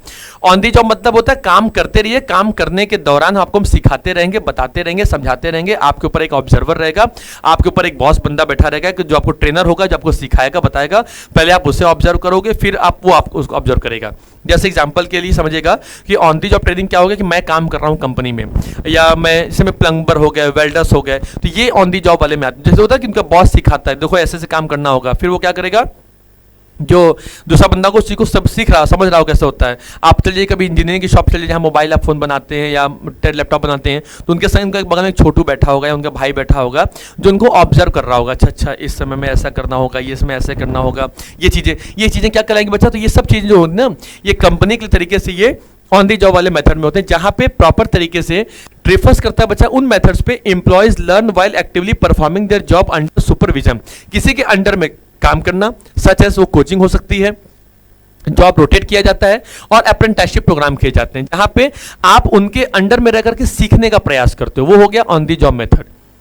भाई ठीक है, मैं कंपनी में काम कर रहा हूँ, सोचो मैं स्कूल में हूँ ना, अब ऑर्गेनाइजेशन के अंदर मैं एक स्कूल में मैं हूँ, मैं बच्चा हूँ, और एक मेरा टीचर आता है, तो टीचर सबसे पहले जब अकाउंट्स की बुक खोलेगा या बिजनेस की बुक खोलेगा, तो पहले आपको वो अकाउंट्स का क्वेश्चन पहले करके दिखाएगा। सारे बच्चे उसको ऑब्जर्व कर रहे होते हैं, अच्छा अच्छा इस क्वेश्चन को ऐसे सॉल्व करते हैं, इस क्वेश्चन में ये वाला फॉर्मूला लगता है, हो गया। मैथमेटिक्स वाले में यही होता होगा, टीचर आता होगा, आपको पहले बताएगा जोड़ घटाना गुणा, उसके बाद फिर जब वो चैप्टर ओपन करेगा तो फिर बताएगा देखो बच्चा ये क्वेश्चन इस फॉर्मूले से ऐसे लगेगा। तो आप लोग क्या कर रहे होते हो, वो वर्क कर रहा होता है, आप उसको ऑब्जर्व कर रहे होते हो। Is it clear? जब एक बार उसको क्लियर हो जाए कि मैंने क्वेश्चन बता दिया, तो वो जॉब रोटेट हो जाएगी। अब क्या करेंगे, अब आप क्वेश्चन लगाएंगे, अब वो आपको ऑब्जर्व करेगा। ये हो गया अप्रेंटिसशिप हो गया। आई बस में तो किसी के अंडर में रह करके काम करना, से सीखना, लर्निंग करना, न्यू जॉब को, न्यू रूल्स को, तो बच्चा ये उसमें आता है। ऑफ दी जॉब क्या होता है, नाम समझ लीजिएगा सर, जहां पे आपको ट्रेनिंग के दौरान नहीं सिखाया जाएगा, ट्रेनिंग से आपको कुछ दूरी दे दी जाएगी, एक डिस्टेंस प्रॉपर तरीके से ऑब्जर्व करें, भाई जाओ पहले सीख करके आओ, देन फिर हमारी कंपनी को ज्वाइन करना। या कंपनी जो होती है वो आपको ट्रेनिंग देती है कि भाई ये काम करो, अभी तुम हमारी कंपनी में प्रॉपर तरीके से जॉब करने लायक नहीं हुए हो, अभी तुम जाओ पहले कुछ ट्रेनिंग लेकर के आओ, पहले रफ मॉडल पे, ओल्ड मॉडल पे सीख करके आओ, उसके बाद हमारी कंपनी में आना। फिर हमारी कंपनी में क्या करेगी, तुम्हें ऐसा प्रॉपर तरीके से जॉब रोल ऑफर करेगी। तो होगा, देखिए पढ़ लीजिएगा। इसमें अप्रेंटिसशिप स्कीम्स तो होते हैं उस तरीके से ही, शॉर्ट टर्म वोकेशनल कोर्सेज होते हैं, स्पेशलाइज्ड प्रोफेशनल प्रोग्राम्स होते हैं, कंडक्ट कराया जाता है रेगुलर वर्क प्लेस पे ही, ठीक है। तो ये पूरा इसमें कुछ आपको लेक्चर दिया जाएगा, आपको कुछ केस स्टडीज बताई जाएगी, कुछ सिमुलेशंस बताए जाएंगे, उसके जरिए से आपको लगेगा कंपनी को, तो कंपनी आपको अपनी कंपनी में क्या करेगी, आपको हायर कर लेती है, ऑथोराइज कर लेती है। चलिए आगे आते हैं। आइए बच्चा कुछ मेथड पढ़ लेते हैं फटाफट। किसके बारे में, ऑन दी जॉब के बारे में। देखिए पहला क्या करता है, अप्रेंटिसशिप। इस मेथड में new worker is place under the guidance of an experience और मास्टर वर्कर। यहां पे अब क्या है, वही हिसाब किताब हो गया आपके स्कूल कॉलेज वाला, ठीक है। इसमें क्या निकल के आ जाएगा कि बच्चा है, स्टूडेंट्स हैं, वो टीचर पहले सिखा रहे, तो स्टूडेंट ऑब्जर्व कर रहे हैं, टीचर बता रहा है, फिर टीचर क्या कर रहा है, वो अब आपको क्वेश्चन देगा, तो अब आप काम करेंगे, वो आपको ऑब्जर्व करेगा। जिम में चल जाइए, जिम ट्रेनिंग करने के लिए आपका जो ट्रेनर, आपको जो बैठा होगा, जो मास्टर बैठा जो आपका कोच होगा, वो आपको पहले सिखाएगा, देखो ये इस तरीके से ऐसे करना होगा, ये लिफ्टिंग उठानी होगी, ये ऐसे करना होगा, ये करना, आप उसे ऑब्जर्व कर रहे हैं। जैसा उसने बता दिया, अब आप काम करेंगे तो वो आपको ऑब्जर्व करेगा कि राइट हो रहा है कि रॉन्ग हो रहा है। उसको बोला जाता है अप्रेंटिसशिप कहा जाता है। क्या कहा था बच्चे, शॉर्ट में समझिए, फटाफट समझिए। अप्रेंटिसशिप मतलब क्या हो गया, एक मास्टर वर्कर के गाइडेंस में रह करके हमें कुछ सीखना है। जस्ट लाइक इसमें कौन आते हैं, प्लम्बर्स आ गए, वेल्डर्स आ गए, या कोई इलेक्ट्रिशियंस हो गए, ये लोग बंदे क्या होते हैं, उनके अंडर में रह करके, ये मास्टर होते हैं, उनके अंडर में बंदे उनसे सीखते रहते हैं। तो समझिए फटाक से कि training workers and apprenticeship for a long period to gain proficiency in a trade और craft, so earn while you learn, apprentice are paid a stipend while they are learning. तो आप जब कुछ सीख रहे होते हैं तो कुछ ना कुछ आपको पैसा मिलता रहेगा, कुछ ना कुछ स्टेटस मिलता रहेगा, ठीक है। तो इसमें कौन कौन आते हैं, प्लम्बर, वेल्डर्स, इलेक्ट्रिशियन आ गए। इंटर्नशिप में कौन आता है बच्चा, इंटर्नशिप समझिएगा, इसमें क्या होता है कि मेथड में कंबाइंड तरीके से एक एजुकेशनल इंस्टीट्यूशन कंबाइंड होती है और practical application within a business organisation संग जमा होता है। ये एक एजुकेशनल इंस्टीट्यूट होती है जो एग्रीमेंट बनाती है बिजनेस के संग में, और स्टूडेंट वहाँ पे प्रैक्टिकल वर्क एक्सपोजर करते हैं। आपने वो मूवी देखी होगी MS धोनी वाली, महेंद्र सिंह धोनी वाली, उसमें क्या था कि जब साक्षी से जब वो मुलाकात होती है, पहले वो होटल में जाता है ना, जब उसकी चाबी खो जाती है महेंद्र सिंह धोनी की, तो वो रहती चाबी तो उसकी जेब में ही है, लेकिन भाई अब ह्यूमन नेचर है, ठीक है, बोल दिया नहीं चाबी मेरे पास नहीं है, तो वो कहता है भाई काम करिए कि चाबी मेरे पास तो अवेलेबल नहीं, तो वो बोलती है नहीं नहीं चाबी तो सर जरूरी है, तो ये बोलता है कि ठीक है भाई मेरा रूम है मुझे पता है, और वो चाबी मैं गलती से वहीं पे छोड़ दिया हूँ रूम में ही, तो आपके पास अगर कोई दूसरी चाबी हो आप उसे उठाइए और चलिए रूम में, आप खोल के दिखाइए, फिर मैं आपको वहाँ जाकर अपना आईडी कार्ड है जो भी होगा वो आपको शो कर दूँ, दिखा दूंगा, तो आपको शो करके बता दिया जाता है। आज समझ में। अब ये तो कहानी थी, अब सर इसमें था क्या, आप बता क्या रहे हैं? तो भाई सुनो, वो जो साक्षी थी उसके कुछ दिन बाद दोबारा इन दोनों बीच में कॉलिंग कॉन्फ्रेंस होता है, तो जब वो कॉल बात करती है तो बोलती है कि मैं उस प्रोग्राम में, मैं भी कोचिंग में, सॉरी अपने स्कूल में हूँ, कॉलेज में हूँ, अभी मेरी क्लासेस चल रही हैं, उसके बाद में होऊंगा। बच्चा उसको कहा जाता है एक तरीके से, क्या कहा जाता है, वो इंटर्नशिप पे है। इंटर्न मतलब हो गया सर कि कुछ एजुकेशन इंस्टीट्यूट होती हैं वो कुछ बिजनेस ऑर्गेनाइजेशन से, या जो बिजनेस ऑर्गेनाइजेशन होती हैं वो कुछ एजुकेशन इंस्टीट्यूट से अपना कॉन्ट्रैक्ट करती हैं कि भाई हमारे बच्चे सर आपकी कंपनी में आके कुछ सीख सकें, एक्सपोजर कर सकें, उनका प्रैक्टिकल, जैसे एमबीए वाले बच्चे हो गए, प्लेसमेंट उनको ढेर सारी मिल जाती है, तो वो उसमें आ जाती है। ठीक है, बीएड वाले हो गए तो उनको भी किसी न किसी स्कूल में जाके पढ़ाना करना होता है। ये सब चीज़ें ऑलरेडी जगह पे यहाँ पे कॉन्फ़िगर किया जाता है, क्रिएट किया जाता है। तो इंटर्न मतलब हो गया सर कि मेरे पास नॉलेज थी, मेरे पास एजुकेशन था, तो मेरी एजुकेशन इंस्टीट्यूट का कोलैबोरेशन किसी बिजनेस कंपनी से हुआ, तो मुझे एज अ मैनेजर बनना है। अब एमबीए करने के बाद सर मुझे तो कुछ ना कुछ जॉब का इंटर्न करना होगा, तो इंटर्न करने के लिए मुझे कहीं ना किसी होटल में जाना पड़ेगा, तो उस होटल से मेरे स्कूल का, मेरे कॉलेज का एक क्या है, एक कॉन्ट्रैक्ट बना हुआ है, तो हम लोग वहाँ जाकर के ट्रेनिंग ले सकते हैं। तो वहां पे जाएंगे तो वहां पे हम एज अ परफॉर्म मैनेजर ही करेंगे, लेकिन वो वहां पे एक्चुअल मैनेजर नहीं होते, वहां पे हम खाली क्या होंगे, एज अ इंटर्न होंगे। मतलब ऐसा वो हमारे ट्रेनिंग का एक छोटा सा पार्ट है, और जब तक हमको लगेगा कि हम बिल्कुल परफेक्ट हो जाएंगे तो मुझे वहां से सर्टिफिकेट मिलेगा इंटर्न का कि you have passed the certificate या this type of examination training, तो जाइए आप सक्सीड होइए। तो फिर आपको जब इंटर्न का सर्टिफिकेट मिल जाएगा तो आप किसी भी कंपनी में जाकर के अपना वो सर्टिफिकेट दिखाएंगे और आपको जॉब रोल आपका मिल जाएगा। इसमें क्या होता है सर, ये प्रोवाइड करता है hands on experience and bridge करता है the gap between the classroom theory and real world application. तो भाई क्लासरूम के थ्योरी से निकल के रियल वर्ल्ड की थ्योरी पे जाना, उनके बीच के प्रोसीजर को डेवलप करना, वो क्या कहलाता है, वो आपका इंटर्नशिप ट्रेनिंग के अंदर में आएगा। ठीक है, चलिए भाई आगे आते हैं। आगे क्या कहता है, इंडक्शन ट्रेनिंग। भाई अब ये क्या कहता है समझिएगा, इंडक्शन और ओरिएंटेशन क्या होता है। ट्रेनिंग में मैंने आपको बताया था कि जब वो ये पहले की ही बात हो चुकी है, तो ट्रेनिंग का एक छोटा सिस्टम ये भी होता है जहां पे पुराने इंप्लॉइज नए इंप्लॉइज से, नया इंप्लॉइज बेसिकली नए इंप्लॉइज के लिए होता है, तो नए इंप्लॉइज को पुराने इंप्लॉइज से मिलाना जुलाना, उनसे बातें करना, कंपनी के रूल्स के बारे में बताना, रेगुलेशंस के बारे में बताना, ओरिएंटेशन प्रोग्राम्स को हैंडल आउट करना, इंडक्शंस बताना। जैसे मान लीजिए मैं न्यू टीचर होकर के कंपनी में गया, तो प्रिंसिपल साहब ने मुझे क्लास में बुलाया कि देखिए आप इस क्लास के क्लास टीचर हैं, आपको ये रोल निभाना होगा, आप इस तरीके से, ये आपके रूल्स होंगे, ये आपके रेगुलेशंस होंगे, आपको इतने बजे आ जाना होगा। अभी मुझे कुछ बताया जा रहा है, हमको मिल रहे हैं, वो इंडक्शन हो गया। ओरिएंटेशन क्या होगा कि जब मैं अपने जॉब को परफॉर्म करने के लिए दोबारा स्कूल पहुंचूंगा तो वहां पे वो मुझे अपने साथ में लेके जाएंगे, देखिए यही क्लासरूम है, ये लाइब्रेरी है, ये ऐसे स्टाफ रूम हो गया, यहाँ बैठना है, यहाँ काम करना है, इस तरीके से बच्चों को डील करना है, वो ओरिएंटेशन हो गए। ठीक है, तो क्या कहता है कि ट्रेनिंग एक ऐसा प्रोसेस है या फैमिलियराइज करता है, किसको फैमिलियर करता है सर, आपको एम्प्लॉइज को विद द ऑर्गेनाइजेशन के साथ में, जहां कंपनी के कल्चर्स, पॉलिसीज, उनके स्पेसिफिक जॉब रोल के बारे में बताई जाएगी। जहां कि आप क्या करते हैं, क्योंकि उनके अंदर एक हेजिटेशन होती है ना, नया एम्प्लॉय आएगा, उनका दिल धक धक धक धक करता है, अरे भाई कैसे लोग होंगे, क्या होंगे, कैसे काम करेंगे, नहीं कर पाएंगे, हर चीजों को ऑब्जर्व किया जाएगा। तो भाई ऐसी सिचुएशन में क्या करना होगा, तो कंपनी आपके लिए छोटा सा प्रोग्राम बनाती है जहां पे आपके कॉन्फिडेंस को, आपके मोरालिटीज को, आपके मोटिवेशन वैल्यू को इंक्रीज किया जाता है, डेवलप किया जाता है, बढ़ाया जाता है। ये सब चीजें ऑन द जॉब ट्रेनिंग का बच्चा पार्ट होते हैं। क्लियर होगी बात, चलिए आइए क्या इसमें इसके ऑब्जेक्टिव्स क्या होते हैं समझिएगा। पहला, एम्प्लॉय को कॉन्फिडेंस को बिल्ड करना और उनकी एफिशिएंसी को इंक्रीज करना, वो यहीं पे हो पाएगा। क्योंकि मैं बिना किसी से मिले जुले मैं कंपनी में काम करने जाऊंगा तो मेरे अंदर हेजिटेशंस रहेंगी, मेरे अंदर कॉन्फिडेंस नहीं रहेगा, मोरालिटी बिल्कुल भी डाउन रहेगी, जीरो रहेगा, मैं किसी से नजर तक नहीं मिला पाऊंगा। लेकिन अगर एक बार आप छोटा सा इंडक्शन प्रोग्राम करा देंगे, एक ओरिएंटेशन प्रोग्राम करा देंगे जहां पर मैं new employee as a old employee से मिल पाऊंगा, मुलाकात कर पाऊंगा, बातें कर पाऊंगा, उनसे थोड़ा कुछ बातें शेयर कर पाऊंगा, फैमिलियर हो पाऊंगा, जिससे मेरी जो एक हैजलमेंट्स हैं और जो हमारी जो चीज़ें जो कहते हैं उसको थोड़ा सा हमारी कॉन्फिडेंस जो मेरा लो डाउन पे था वो थोड़ी मेरी इंक्रीज हो जाएगी, एक्सेस हो जाएगी। प्लस हमको उसमें क्या हो जाएगी, इसी प्रोग्राम के जरिए में कंपनी अपने बारे में कुछ इन्फॉर्मेशन दे देती है, अपने फैसिलिटीज के बारे में, रूल्स के बारे में और कुछ बेनिफिट्स के बारे में, वहीं पे उस प्रोग्राम में बता दिया जाता है। डेवलप करेगी फीलिंग ऑफ बिलोंगिंग का और एक लॉयल्टी दिखाएगी कंपनी की तरफ से भी। उसमें आपको इस तरीके से हमको उसमें आपका एग्जामिनेशन भी होता रहेगा छोटा मोटा, जहाँ पे पता लगाया जाएगा आप कितने ज़्यादा लॉयल है हमारी कंपनी के लिए। ऐसा नहीं कि बस कोई टाइम पास खाली करने आए हैं। एंड अगला होता है इंश्योर करता है पॉजिटिव फर्स्ट इंप्रेशंस के लिए और प्रिवेंट करता है फॉर्मेशन ऑफ फॉल्स ओपिनियंस। तो आपको प्रॉपर तरीके से आपको जज किया जाएगा, ऑब्जर्व किया जाएगा कि आप पॉजिटिव और नेगेटिव दोनों थॉट्स आपके वहां पे ऑब्जर्व किए जाएंगे, सोचे समझे जाएंगे।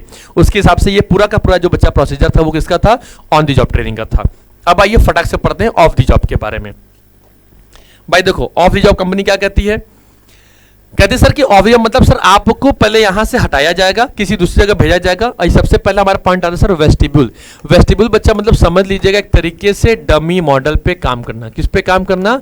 हमारे डमी मॉडल पे काम करना। डमी मॉडल मतलब आपको एक्चुअल वर्क करने के पहले, क्या चीज? आपको एक्चुअल वर्क करने के पहले आपको एक डमी मॉडल पे पहले आपसे काम कराया जाएगा। मतलब आप मान लीजिए किसी कंपनी में एज अ कंप्यूटर इंजीनियर के तौर पे गए या कंप्यूटर पे वर्क करने के लिए गए हैं, तो सॉफ्टवेयर पे काम करने के लिए गए, तो सबसे पहले कंपनी आपको अपना सारा अकाउंटेंट उठा के नहीं दे देगी, सारा फाइल नहीं दे देगी, हाँ जा काम करो। पहले क्या करेगी? पहले आपका ट्रेनिंग देगी, पहले आपको पहले क्या डमी मॉडल पहले आपको सिखाएगी, बताएगी पुराने इक्विपमेंट्स पे। इसी को कहा जाता है वेस्टिब्यूल स्कूल या वेस्टिब्यूल ट्रेनिंग कहा जाता है।